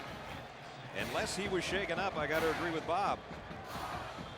The play before the timeouts. And they have an ice bag on his hand, I think. I think they've got an ice bag on his hand, fellas. Here's the last play. He went down very awkwardly. His right leg, yeah. And they do have a bag of ice on his right wrist or his right hand. Yeah. So, boy, that would be a huge blow to Louisville. Luckily, they got it in the end zone. And now we'll see if he'll return or not. That's going to be the story of the day right now. Let's check in with Bonnie. Well, guys, this wasn't just some fake jog to throw Miami's defense up. Brian Brom sprained his thumb earlier in that series when he hit the ground, and believe it or not, he's done for the day. Oh, boy. So now the big question in the biggest game ever in this stadium and maybe ever for this program is, can they keep a 10-point lead against the Miami Hurricanes, who have never lost to them, and can they do it with Hunter Cantwell, a former walk-on, the backup quarterback? Well, they like Cantwell. They said that he can really throw the football, and you know his biggest problem, and what you should be, is reading defenses. And if they start stacking up and start coming at him, that may shake him up. If you read their preseason stuff, they had 2 preseason All-Americans, and they had 2 preseason Heisman candidates. They're both out. They're both out. Michael Bush and Brian Brom now. Here's the kick, finally returnable from the 2 for Bruce Johnson. And Johnson slips down and is buried at the 15-yard line. So now there'll be a lot of pressure also on the Cardinal defense. They did their job. There's a flag down at the 20-yard line. They did their job the first time Miami had the ball in this quarter. And now we got a Hurricane player down and a penalty marker down. And it's Zellner, Chris Zellner, who's played extensively, in fact started the game with 2 tight ends for Miami, and he's played fullback as well. So the penalty is going to go against Miami. The injured player is a Miami Hurricane, and he is obviously in a lot of pain. So that was not a good kick return. Half the distance to the goal, first down. So that'll back it up half the distance to the goal. See if we can see where Zellner got involved in all of this. Looks like he's the blocker right there, and his ankle rolled under. That's almost friendly fire. His own back went under him, and so did his right ankle. And we'll try to check on Chris when we come back. 10 minutes, 18 seconds remaining in the third quarter. Louisville's got a 10-point lead.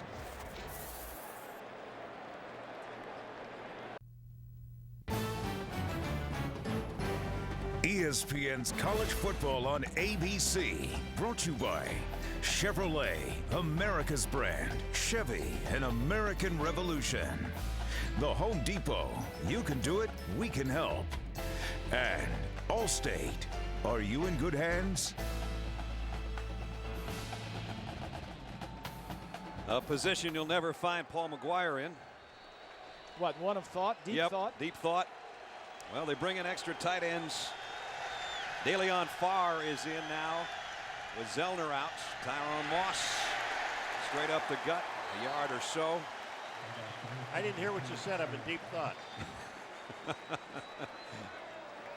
Jarrell Mabry, a big fullback, 266-pounder. They got him in there. They have Farr in there and Greg Olson as well. So they had their big jumbo set in front of a jumbo crowd at Papa John's Cardinal Stadium. The Louisville Cardinals 17 unanswered points today after Miami took the 7-0 lead.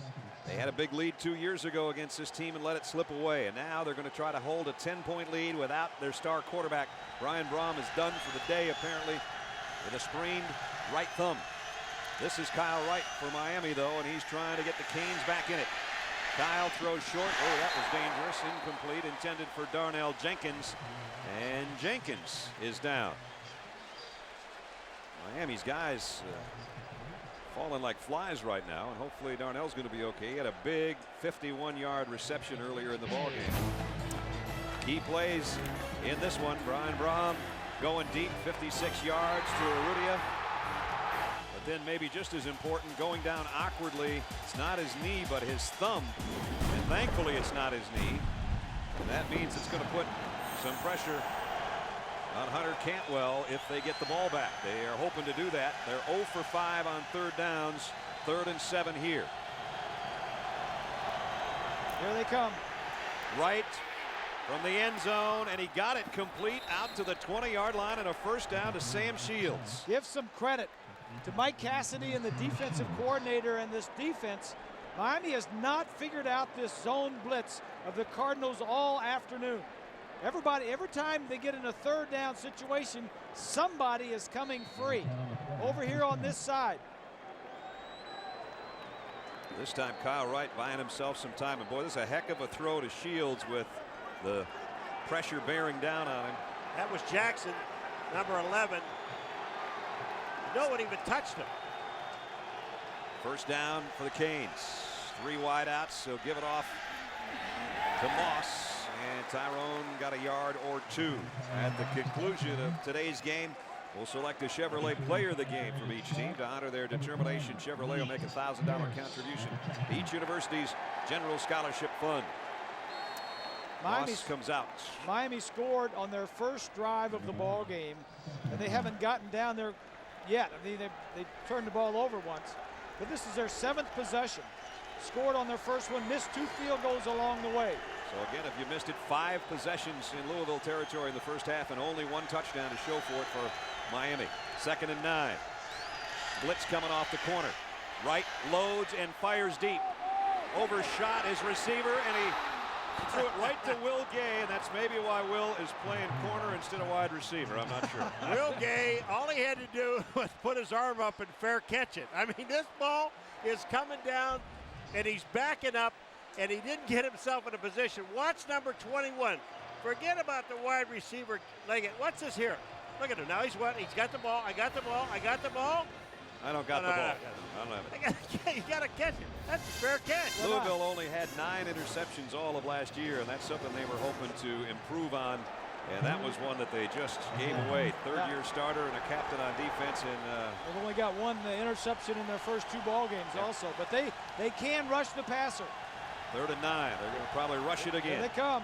Wright has time. Throws a dart. Beautiful pass out to Lance Leggett. And Leggett's got a first down for Miami out at the 42-yard line. See, this is really the first time that Louisville absolutely showed him the blitz way too early. These guys came down the line of scrimmage, and that time Miami, what they did is they kept enough people in to block all the red shirts. Well, Miami's not going to have a chance to win this ball game unless they can figure out that front seven and the blitzing scheme of the Cardinals. It's a young offensive line for Miami. You have Fox, Jason Fox, a true freshman, starting at left tackle. 1st and 10. Tyrone Moss, nice juke to the outside and powers his way and gets what he can out to about the 49-yard line. Bobby Buchanan came up to help out on the stop, and if that's a familiar name, there he is, number 34, Ray's little brother. Ray Buchanan, a great player here, an All-American and then an All-Pro with the Indianapolis Colts and the Atlanta Falcons, and Ray was at the game. Older brother Ray, honored here today, was down in the end zone earlier, got a nice ovation from the crowd. Back to watch his little brother Bobby, who's a sophomore and a guy that they really think is going to be a good one. He can play. He's sharing that corner over there with Gavin Smart. 2nd down at 4 at the 48. Wright rolls away from the pressure, completes it to his big fullback, and he's got a 1st down, and he's still rolling around to about the 40-yard line. A pickup of 12, Jarrell Mabry. Coming up on Monday nights, football on ESPN continues. That strong Steelers defense leads the defending Super Bowl champions. They'll try to corral Byron Leftwich and the Jacksonville Jaguars. Monday Night Football on ESPN, Monday, 8:30 Eastern. Also available in high definition on ESPN HD. Call your cable operator or satellite provider today. Well, here's another trip for the Canes into Louisville land. 9th play of the drive at the 40-yard line of the Cardinals. Trying to come back from 10 down. Wright's hit as he throws. Ball is loose. It's a fumble, and Louisville's got it. John Russell made the hit. Bob said they're going to have to figure out where these blitzes are coming from or they're going to have trouble, and that time their quarterback got nailed and out came the ball. Look from down here. He just comes up. That's Jackson, number 11. Or number 13, sorry, Russell. And the fullback just needs to block him. You got enough people, you just have to do what your assignment is. There's Russell, just flies in and the ball pops out. And the Cardinals have got it at the 48-yard line. Earl Heyman, the defensive tackle, with the fumble recovery. There's Big Earl. He put that paw out there and there was nobody going to take it away from him. And this may be under review right now. I don't think there was any question that Kyle Wright's arm was not coming forward, but we'll get a 3rd angle for you here. He's going back now when he gets hit, and that ball is just that arm never had a chance. Never did. Russell just makes the hit at the perfect time. It's just amazing to me that Miami has really not figured out these blitzes. And the one thing that when you have a team that you know, and you said it yourself, Bobby, but 65% of the time they blitz, you know a team's going to blitz. Play action doesn't slow them down. If you're going to get back and pass, go back and pass. Because all you're doing is taking more time away from the quarterback by play action, because it's not freezing anybody.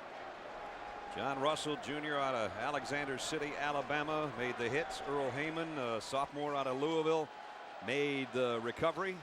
And I think we're going to see just what we saw on the field. Kyle Wright knows it, or he'd have his hat on over there. After review, video confirms the play is called on the field.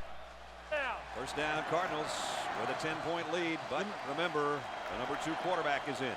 You know, I'm just as impressed with Louisville's defense as I am with their offense. I agree with you. Mike Cassidy is 2nd year. And he's done a good job with this group of guys, and they really, and Mike told us, you know, we're not going to be afraid to bring pressure. They bring in pressure. When he sat down there and we talked to him yesterday, didn't he look relaxed? I mean, he really did. I mean, it was like, I know something you don't know, and I know how good we can be. Best starting field position for the Cardinals with a 10-point lead. They're going to let Cantwell throw it. And he zips it downfield, and he's got Harry Douglas all the way inside the 5. Man, I'll tell you what, does it make a difference when you have time to throw the ball? And I don't care who you are at quarterback, but when you have that much time, Cantwell stood back, he steps up, Watch how much time he has. These safeties are committed to stopping the run. That leaves the whole middle of the field open to the two outside receivers. Beautiful strike. And here's your backup quarterback coming in for a preseason All-American, and he throws a rocket. 1st and goal. Full house backfield. Colby Smith's the tail. He gets the call.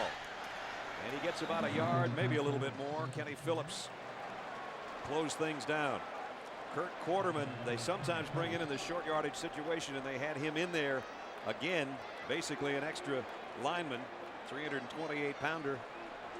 Let's see what kind of formation they show. You know, Brian is hurting that he's not out there, but he's got to be loving that his offense is taking it down the field. You don't know how bad that is either. That's right. You don't know if it's just a sprained thumb or it could be worse.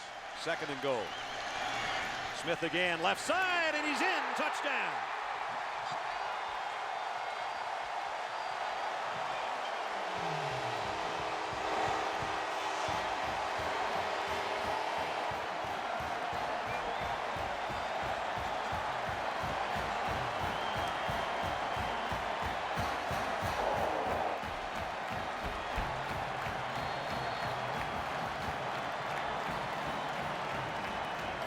Yard drive. Art Carmody in for the point after. Same score as 2 years ago at the Orange Bowl, but now it's deep in the 3rd quarter. Not halftime. Time is of the essence for the Canes on the road. Cantwell. The rocket to Douglas, who's been the big play man. And then Colby Smith does the rest from 2 yards out. 12th ranked Louisville trying to stamp their program as premier. They lead Miami 24-7. You're watching ESPN College Football on ABC. Louisville with a 24-7 lead. Touchdowns their last couple of times. In fact, 21 points in their last 3 possessions. And they've taken control of the game. Can they hold on to it? That's the question. 24-7. Todd Flannery to kick off. And boy, the stadium was just rocking during the commercial. Everybody still standing after that last touchdown. Yeah, but I wonder how many of them are thinking what happened a couple of years ago down in the Orange Bowl. It's on their minds. Yep. Ryan Hill and Andrew Johnson back deep. Todd's coming to get it. And a line drive kick will be fielded and bobbled. Ball loose, picked up at the 12 by Hill. Now he's given ground to try to gain some, and he's going to go down at about the 11-yard line. I beg your pardon, the 6-yard line. Kyle Wright's going to be in a bad spot, and he's been in a bad spot most of this ball game, especially in this half. He had decent numbers at halftime, but they just keep bringing the heat, and they keep getting the hits, and he's running for his life back there. And the last time he fumbled, and that turned into a touchdown. You know, granted, beginning of this game, I said about Miami to win this football game, it falls on the shoulders of both the offensive line and the defensive line. And I'm going to tell you right now, Louisville's offensive line and defensive line have been taking it to Miami all afternoon. And in Miami, both lines have done nothing. Javars James, a single setback, and he'll get the call, and he's going to be lucky to get back to the line of scrimmage.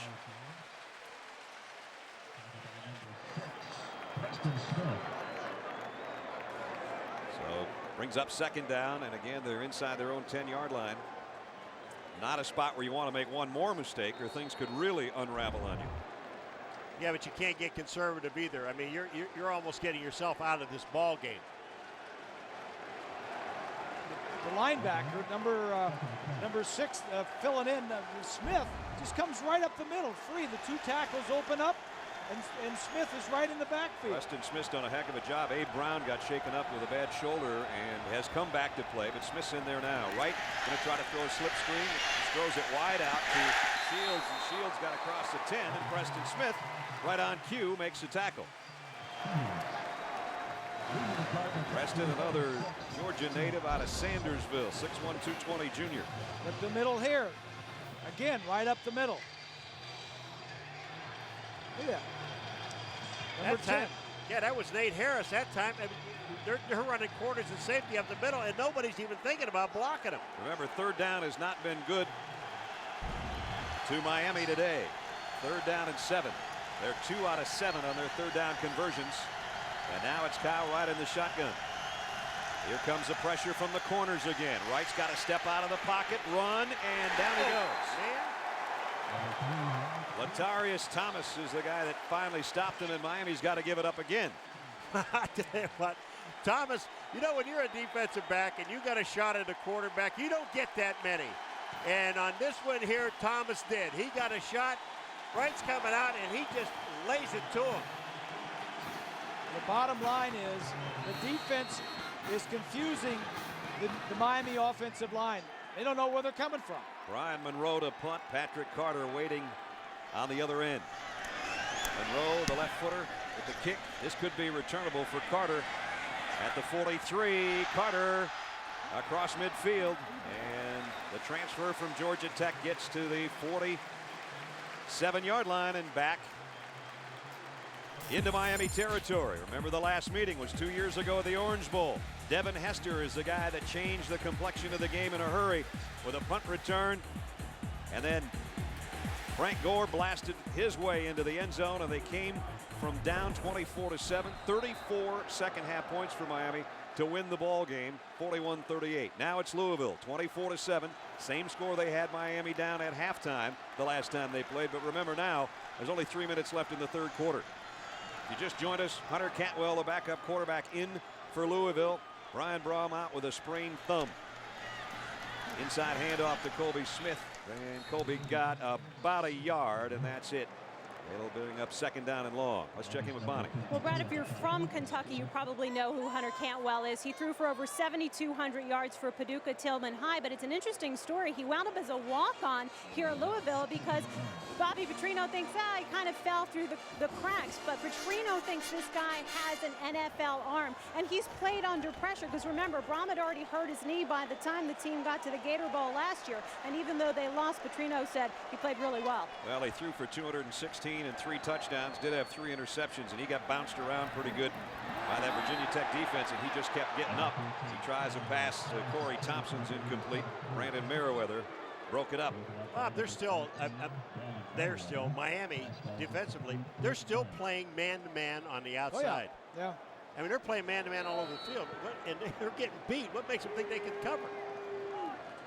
Well, Louisville is playing man-to-man coverage on Miami's receivers also. They just don't have time to get them the ball. That's right. Big difference.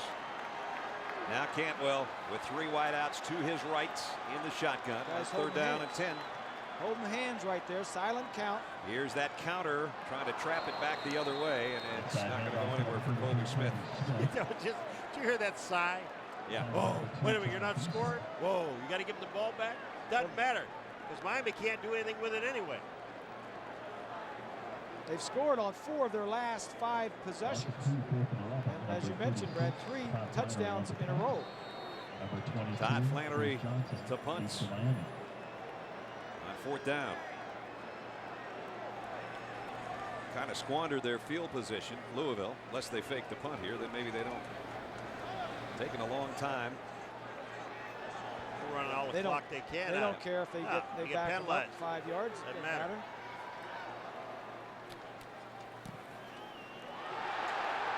And they hit the punter, but no flag down, and now the return on at the 10-yard line, and he's swarmed under down there by the Cardinals special teams. The problem is Miami doesn't have Devin Hester. That's right. Or Sonoris Moss or some of those guys that helped them come back a couple years ago. Right. They're trying to find a punt returner and a quality one, and sometimes they just don't come along every day. Let's take a look. They come after the kick.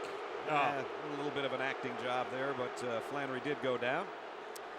So, line of scrimmage is going to be about the 11-yard line for Miami. New fall season's coming up, guys. They're going to all ends of the earth, starting with Alaska, on their way to all 50 states. It's a 2-hour season premiere next Sunday, September 24th. Extreme Makeover Home Edition. That's 24th at 7, 6 Central. We've been trying to get McGuire Extreme Makeover, and there's not enough spackle in the world to fix him. Run up the middle. line of scrimmage, and that's about it. Amobi Okoye makes the stop, and we get a update from Matt. Slugfest everyone expected has materialized at Auburn. LSU and the Tigers going at it. Yards, points at a premium, but Auburn puts together a 12-play, 80-yard touchdown drive. First TD allowed by that LSUD in 17 quarters. And at raucous Autzen Stadium, Paul Thompson with a sneak to tie it at 13. Couple of good ones going on there, and a good one here if you're a Louisville Cardinal fan. They lead 24-7, might be the final snap of the third quarter. Blitz comes from the inside. Kyle Wright. They pick that blitz up. He's still got to scramble out of trouble and throw on the run, and it's incomplete with 2 seconds left in the quarter. Gavin Smart was back there covering. Larry Coker, an unbelievable record of 54-10, but it doesn't seem to matter to anybody in Miami right now. He's won a national championship in his first year, and now he's one of those guys they put on that proverbial hot seat thing. Yeah, and you know, it's not fair. I really don't think it's fair. They've had trouble with LSU. They got blown out in the bowl game. They had trouble with FSU at the beginning of the season. Quality team. Now they're finding going on the road here at Louisville, this is a quality football team as well. 3 wide receivers. They'll shift Sam Shields, the freshman, now over in the slot on the right side on 3rd down and 9. Barring a penalty, final play of the quarter. Kyle Wright fires, completes, and he's got a first down out across the 30, and he got it to Lance Leggett. So Miami stays alive with the drive, but it will continue in the fourth quarter. We played 3, and it's 24-7. They're all about beating the Canes. Will they be able to? ESPN's presentation of college football on ABC returns after this message and a word from our ABC stations.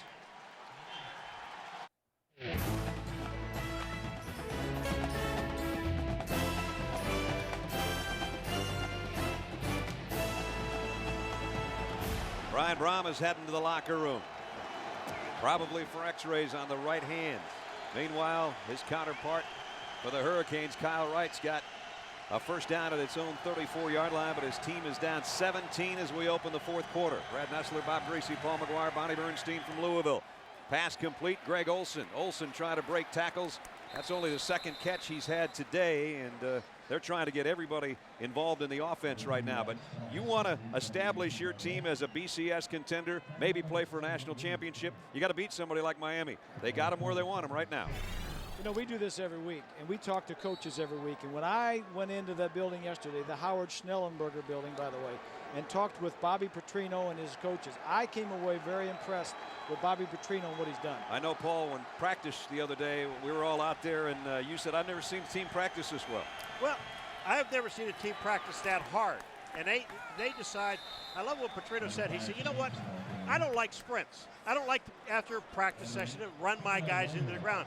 I would rather run them into the ground when they're practicing so they learn something as they go. I just like the upbeat of their practice session. And I'm going to tell you what, it pays off. They've got the facilities. They're planning on adding on to the stadium, which is already a beautiful facility in and out. And now they've got 17th right Miami right where they want them with 13:45 remaining. And you can hear the crowd coming to life. 3rd down and 3. They got them where they want them. They got them in 3rd down. And that hasn't been good to the Canes today. They're 2 out of 8 on 3rd downs. Kyle Wright going to load it and air it long, and it's way out there and over everybody's head. Ryan Hill was the intended receiver. That's part of the problem for Miami. With Jenkins being hurt and out, a true freshman, Ryan Hill, is in there along with another true freshman. Miami's had problems at wide receivers. It all started when Jola left last year, and then when Ryan Moore was still suspended this year. They've got a problem with depth at wide receiver.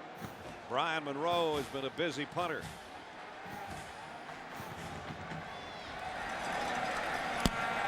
Oh, they got close to him again. They hit him. Patrick Carter over the shoulder catch. There's going to be either a roughing or running into the kicker penalty back on the other end. That's Okoye, number 91, that did it. And I don't, you know, this one just called here. If they call roughing because his leg was extended and he hit him in that leg that was extended, you're exposed. You can't hit a guy like that. This one's going to be a first down either way because it was only 4th and 3. Exactly. He tried to back. It looked like he planted his foot right about where Monroe was trying to land. He's trying to put the brakes on. Boom. But see where he caught him? He caught him in the chest when his leg was extended. 91 on the receiving field.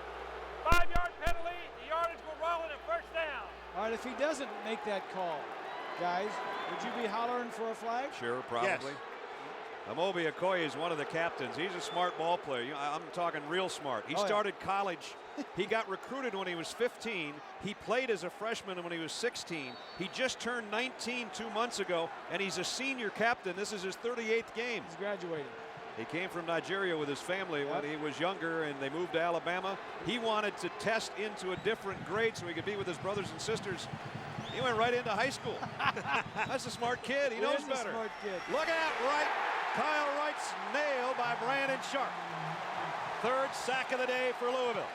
Everybody talks about Jarius James, the outstanding freshman, but look at James here. He doesn't get the block. Oops, who am I supposed to block? Yeah, that's what they don't like about freshman tailbacks, no matter how good they might be. Why don't you play these young guys? Because they don't know who to block. And Javaris goes out and Tyrone Moss comes back in. Yeah, that's why you play the veteran players. And if the young kids are in there, until they know what they're doing, if they're in there, you give them the ball and let them do their thing. If not, get them out. Kyle Wright knows what he's doing. He just doesn't have time to do it. 2nd and 18. Going to throw a pass out to Moss, and he's buried by Okoye. What a great play by Okoye. Okoye saw the screen, read it perfectly, and got himself out to the outside. So the Louisville Cardinals on their home field, where they've won 13 straight, are 12 minutes away from maybe their most signature win in the history of their football program. They lead the Miami Hurricanes 24-7 here in the 4th quarter. Brad Nessler, Bob Greasy, Paul McGuire, Bonnie Bernstein, a fired-up Bobby Petrino, a fired-up Louisville sold-out stadium. Oh, they are getting what they came for right now, aren't they? 3rd and 18. Here comes a blitz. Right. Incomplete, broken up by Will Gay. You know what I really loved about this play with Will Gay? There was no showboating. He didn't try to intercept the ball. He knew he couldn't get to it. All he knew he could do was get his hand on the ball and knock it away. It was 3rd and long. Look at this. It's Okoye, number 91, coming in, putting the pressure. But I'll tell you what, that was just an outstanding play by a corner. Monroe end-over-end punt. Carter on the other end at the 22. Patrick Carter got about 10 on the return, so Louisville's got the ball back. 11 minutes and 25 seconds remaining in the game. Time running out on the Canes. Time is in the favor of the Cardinals. You're watching ESPN College Football on ABC. This was a scene on the Cardinals sideline before they took the field. You think Brian Brom's still not into the game? He was right in the middle of the huddle. The ice bag is off the right wrist. He's already gone to the locker room. There's his numbers today. Remember, he played 2 years ago when the starting quarterback was injured and did a nice job as a freshman against Miami, though they lost the game. Today he set up the table, and now he's hoping Hunter Cantwell can clean it off. Stripling on the inside, only about a yard gain. They're playing without Brian Brom. They're playing without Michael Bush. With more on that, here's Bonnie. Had a chance to talk to Mike yesterday, Brad, in good spirits, but he told me it was really emotional for him last Saturday when he was sitting at home in his grandmother's house watching his team romp all over Temple. Now remember, this guy has an 8-inch metal rod inserted in his leg, so he's still in a lot of pain. He's been keeping it elevated most of the time, but he's been in one of those range of motion machines 2 hours a day, getting physical therapy every other day. He said he's going to try to move back on campus and get back to class this week because he really wants to spend some time around the team. He was going to watch the game from the balcony outside Coach Petrino's box today.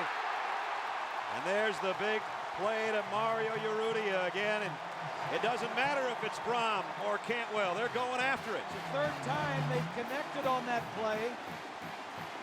Urrutia beating Sharp in the middle of the field with no help.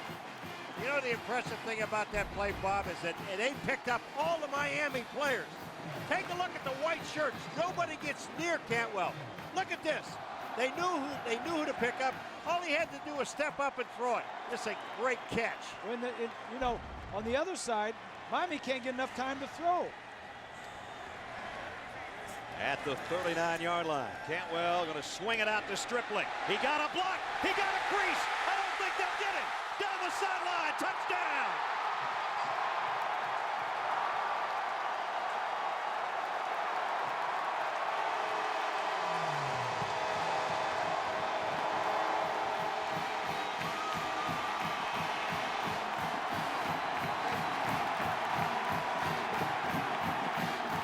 You heard the train in the background. I think it's about to come into the depot.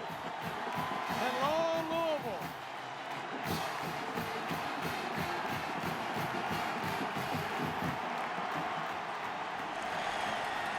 Art Carmody in for the point after. 31-7 Louisville.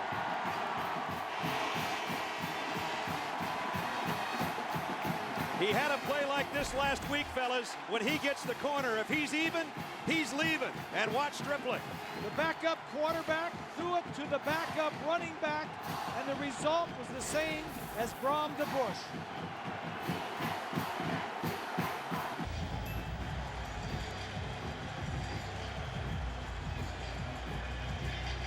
.9:55 remaining in the ball game. George Stripling doing a little dance, and why not?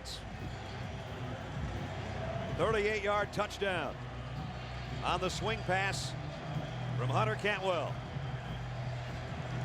Boy, the Cardinals are feeling it, so are their fans. If this lead holds up, and there's no indication it won't, they're going to be happy in the Highlands, and 4th Street's going to be alive tonight. From the 2. Andrew Johnson.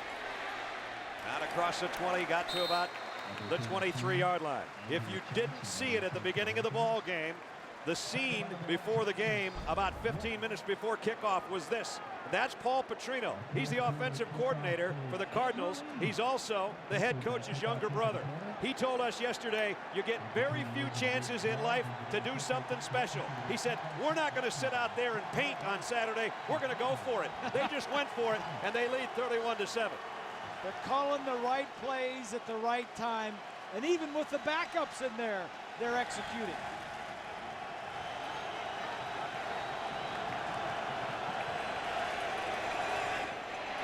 On the sweep and out near the 30-yard line. Whitehead makes the stop on Charlie Jones.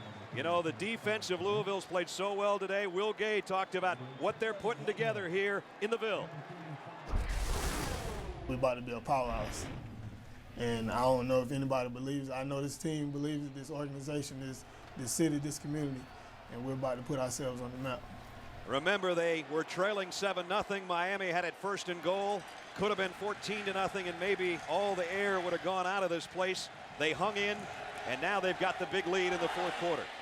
First down run by Charlie Jones as he got it out, and a late flag flies in at the 40-yard line. Pickup of 11.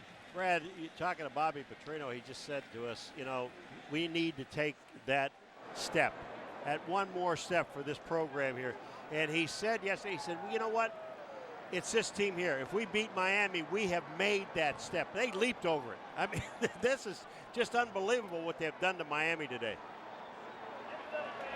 96, Louisville, 5 yards from the end of the run. First down. Zach Anderson, a face mask penalty, and it's a first down. Time permitting, remind you to stay tuned for the Thrifty Car Rental Report featuring scores and highlights with John, Craig, and Doug back in New York. It's going to be a long week for that man if all of this holds up in the next 8 minutes and 43 seconds. Well, I think what Nate Harris, the middle linebacker for Louisville, said earlier in the week was true. They're not what they once were. They're not what they used to be. And that's not a bad thing for Coker. I mean, it's just the way it is. I mean, it's tough to keep up that legacy of winning championships and all that other stuff. Remember, Larry Coker, and I think, you know, folks have short memories, and we live in a microwave society, obviously. National champions in 01, second place in 02, number 5 in the country in 03. Yeah, they were 9-3 back-to-back years, and were not the power they once were. But I don't think it's all on that guy's shoulders. It's going to be, because he's the guy that has to have the final word, and he's the head coach of a team that's about ready to get spanked on the road here today. And they are still coming after Charlie Jones. That Louisville defense has been intense all day long. Well, you know, when you have a defense like Louisville, and honestly, we came down here, none of us talked about their defense. No. We didn't even think about it. Hey, these guys, what are they doing? They're gaining 650 yards a game. The first 2 games, they averaged 60 points a game. You talk about their offense and what they did. But what they have done here today defensively is astounding. Miami's only got 65 rushing yards today. Second down and 10. Again, they creep up to the line, and they bring the heat after Kyle Wright, and down he goes again. And it's Malik Jackson again. They're just sending more people than Miami can block. And the problem with this whole thing, Bob, is that they're coming right up the middle of the field. The problem is the back goes the wrong way. He steps this way, and he should step this way, because that's where the blitz is coming from. He goes to the right. He can't even get back. He doesn't even see the linebackers blitzing. Back at the 50-yard line. 3rd down and 20 for the Canes. Time running out. 6:45 to play. All Louisville right now. Kyle Wright throws, almost intercepted by Nate Harris. And boy, would Nate have partied with that one. Oh, 4th down. You know what I'm thinking right now? That game we saw last night, West Virginia. Yep. At Louisville. You're reading my mind, partner. Huh? The schedule will show you Louisville's schedule shortly, because they've got a big date on a Thursday night on ESPN. And a couple days later, ESPN will be here for the Breeders' Cup. It's going to be a hot time in the Old Town that week. Miami's taking a timeout. You know, 6:36 to play. So let's take a look at Bobby Petrino's team schedule the rest of the way out. A lot of winnable games right there if you just think about who this team is. But that number 5 West Virginia, that's one to circle. That's the only ranked team on their schedule at this point. Rutgers is playing much better. Pittsburgh is doing well. And they admitted that they had this Miami game circled, and West Virginia, I'm sure they'll start to circle later, but all summer long they admitted, you know, we were looking ahead a little bit. We know what we had coming up the second week of September. And coming up on Thursday, November 2nd, as we talk about it, you can go from Papa John's Cardinal Stadium and go right through the twin spires of Churchill Downs, because it'll be a Thursday night football game that'll be one for the ages, maybe, and the Breeders' Cup on ESPN at noon on Saturday, November 4th. So keep that in mind a little ways down the line. You know, I can't let all this pass without throwing a tip of the hat out to Howard Schnellenberger. You got that right. Good friend of mine. When he came to this program in 1985, I said, Howard, what are you doing? He's going to Louisville to resurrect. It's his hometown. Howard Schnellenberger's from Louisville. Stayed here for 10 years. Got the program going. Said we need a football stadium. They were playing in the old baseball park. 5 years after he left, now we got the stadium and everything's going good. Now John L. Smith's doing a pretty good job, and he's got a coordinator named Petrino, and John L. goes to the Big Ten. Bobby Petrino comes back from the Jacksonville Jaguars with some pretty good thoughts from Tom Coughlin. Exactly. And now they're working it. But this guy is the guy that started, and you can give him credit for both programs, including Miami. He's the one that won the first championship in 1983 at the University of Miami. Then he came here and did very well over his decade stay, and they say the only time they've ever seen him speechless is when they unveiled that football complex. He didn't quite know what to say. Kyle Wright, pressure again. We've said it all day. On the run, incomplete, intended for Lance Leggett, and it's 4th down again. Brad, you know when you have a pretty good team and a great franchise, because you're going to make the stadium bigger, and they're going to make this baby bigger. It's not very big, But they're adding 21,500 seats, and then they're going to add more after that. They're going to add to the far side as you pan to the right. They'll put it up on top there with more skyboxes, and I think they won't have any problem selling the joint out. 6.5 to go. They got a big lead. You're watching ESPN College Football on ABC.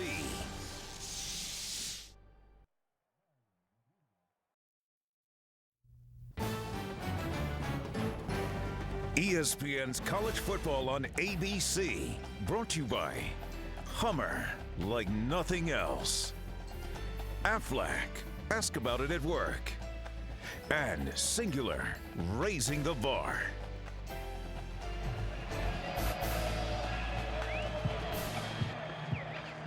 That's the look of Tyrone Moss, Greg Olson, and the Miami Hurricanes hanging their head because they're 6.5 minutes away from going home. A very unhappy team. 107 straight weeks in the top 25. They came in ranked number 17th, and number 12 Louisville is putting a hurting on them right now. Colby Smith. Smith got a couple. It'll bring up second down and 8. Season premiere of Grey's Anatomy Thursday night at 9, 8 Central. Make a move with TV's hottest doctors to a new season and a new night. I don't know what you're going to do, Grease. That's your favorite show. I know. They moved it from Sunday, you know. Yeah, Sunday night. I used to be there. Well, I suppose you're going to take an hour off from the ESPN Thursday night game when we watch together, so you can go watch Grey's Anatomy. Well, I wouldn't want to leave you guys, but you know, I've had that TiVo at home. It's going to be working overtime. Going to be humming, huh? Thursday nights, it's going to be humming. Cardinals at the 48-yard line. The stadium is humming. A record crowd. I'll tell you about it after this play.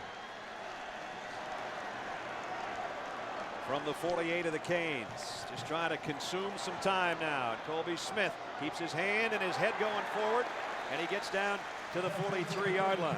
Don't forget Nebraska and USC coming up tonight. Colby Smith and George Stripling have done another great job filling in for the injured Michael Bush. And I know Michael's here somewhere watching the game. We wish him well with his rehab.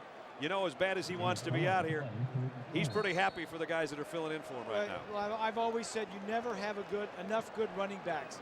And as good as Michael Bush is and will be again, he's a big bruiser, different style than these two guys filling in for him. And Tom Jurich, the athletic director, has done a brilliant job here in Louisville with both the football and the basketball programs. Told me the other day, we're doing everything we can to get Mike healthy for whether or not he wants to go to the National Football League and work out prior to the draft. He could try for a medical redshirt if he chose to try to come back to Louisville, but once you've had an injury that's as bad as the one he's got, you always think, well, you know, do you want to try that again? Right.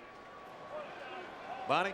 You know, when I asked Bush about it yesterday, he obviously wasn't being too committal, but what the doctors did told him, he said that you can start putting weight on the leg in 2 weeks, that he should be back to 100% in 5 or 6 months, which puts him really close to the NFL Combine. That's at the end of February. Of course, he can have individual workouts for teams and whatnot. There you see the injury and the broken leg. And Mike, we wish you all the best. Your team's playing pretty good without you, and they're playing pretty good without your starting quarterback. 2 Heisman candidates, if you will, to start the season. 1 gone for the year. We don't know on Brian Brom yet. He was hurt earlier in this ball game, but Hunter Cantwell in his stead's done a nice job. And Colby Smith keeps his footing again. How bad does he want it? Down to the 36-yard line. One thing about Michael Bush being missing on his team, and when you talk to the players about it, they think, well, we got to step it up. We're going to do it a little bit more for him. And you take a look at what they just did. Colby Smith running the ball just then. I mean, this is a continuous effort to pick up the first down. You know, they miss him, yes. 79 total yards between the two of them. Time permitting, stay tuned for the Thrifty Car Rental Report featuring scores and highlights. John Craig and Doug will have them back for you in New York when we're done, and we're 4 minutes away. And a very quick-paced game here in Louisville. On the ground, Colby Smith, and he gets down near the 30-yard line. We talked about impact players today and whether or not some of these guys would come to shine. Nate Harris, he talked about a good game, and he played a good game today. Mario Urrutia, you think he had a pretty good game? 56-yard touchdown was one of the key plays in the ball game that turned it in Louisville's favor. You know, when you look at this game, and let's go all the way back to the first quarter. Miami's punting the ball. They're punting the ball away. They get a roughing the punter penalty. Then they ended up getting 7 points. That's the only points that they put on that board, and they have not even threatened since then. That's right. At the 30, second down, Stripling back in there at the tailback spot. And George, who's got a touchdown, gets the call to the 30-yard line. Did this game break down like we thought it would? Well, like I said, Louisville, they're looking for some big plays. They had 7 big plays of 20 yards or more, and Miami the defense has to step up. They stopped the run, but they didn't stop the pass. How many did Olsen catch? 3? Yep. Well, first of all, the quarterback had no time to throw the ball to anybody, so it didn't make any difference who was going to receiving end of it. And I really think that Louisville was able to run the ball efficiently. Third down to 2:20 remaining in the ball game.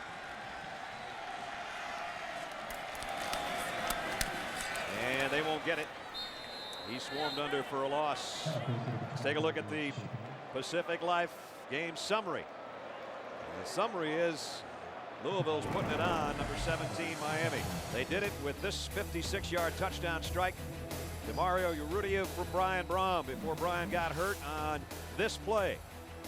We don't know how bad, but Hunter Cantwell came in.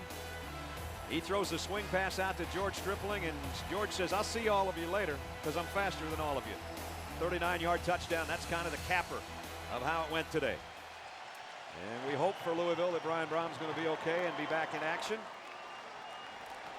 Right now they've got a 4th down as they hustle up to the line, using as much time as possible, and they run the play clock down to 0. Let's check in with Bonnie.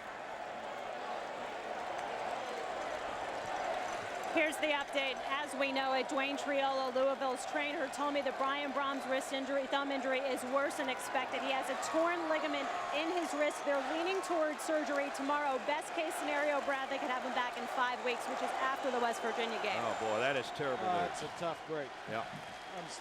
To lose 2 superstars and coach up the backups as well as Bobby Petrino and his staff have done, and now, boy, on the front of their media guide, it's like being on Sports Illustrated. It's Brian Brom, it's Michael Bush, and it's talking about 2 Heisman Trophy guys. Oh, boy. And they're both gone. That's too bad. That really is. So, the delay a game, it's 4th down and 11. That is the only thing that's going to sour how impressive a victory and what a major milestone victory this is going to be for Louisville today. And that is the injury to their star quarterback. But 42,704, a record crowd, came to watch it, and they're on their feet right now. You couldn't get a ticket for this game. They named this town after Louis VI. If he was alive, he wouldn't be able to get in here. Lewis and Clark paddled their canoe down till they hit land. They couldn't get in here. Everybody else going to go home happy. Well, we need to add on to the stadium.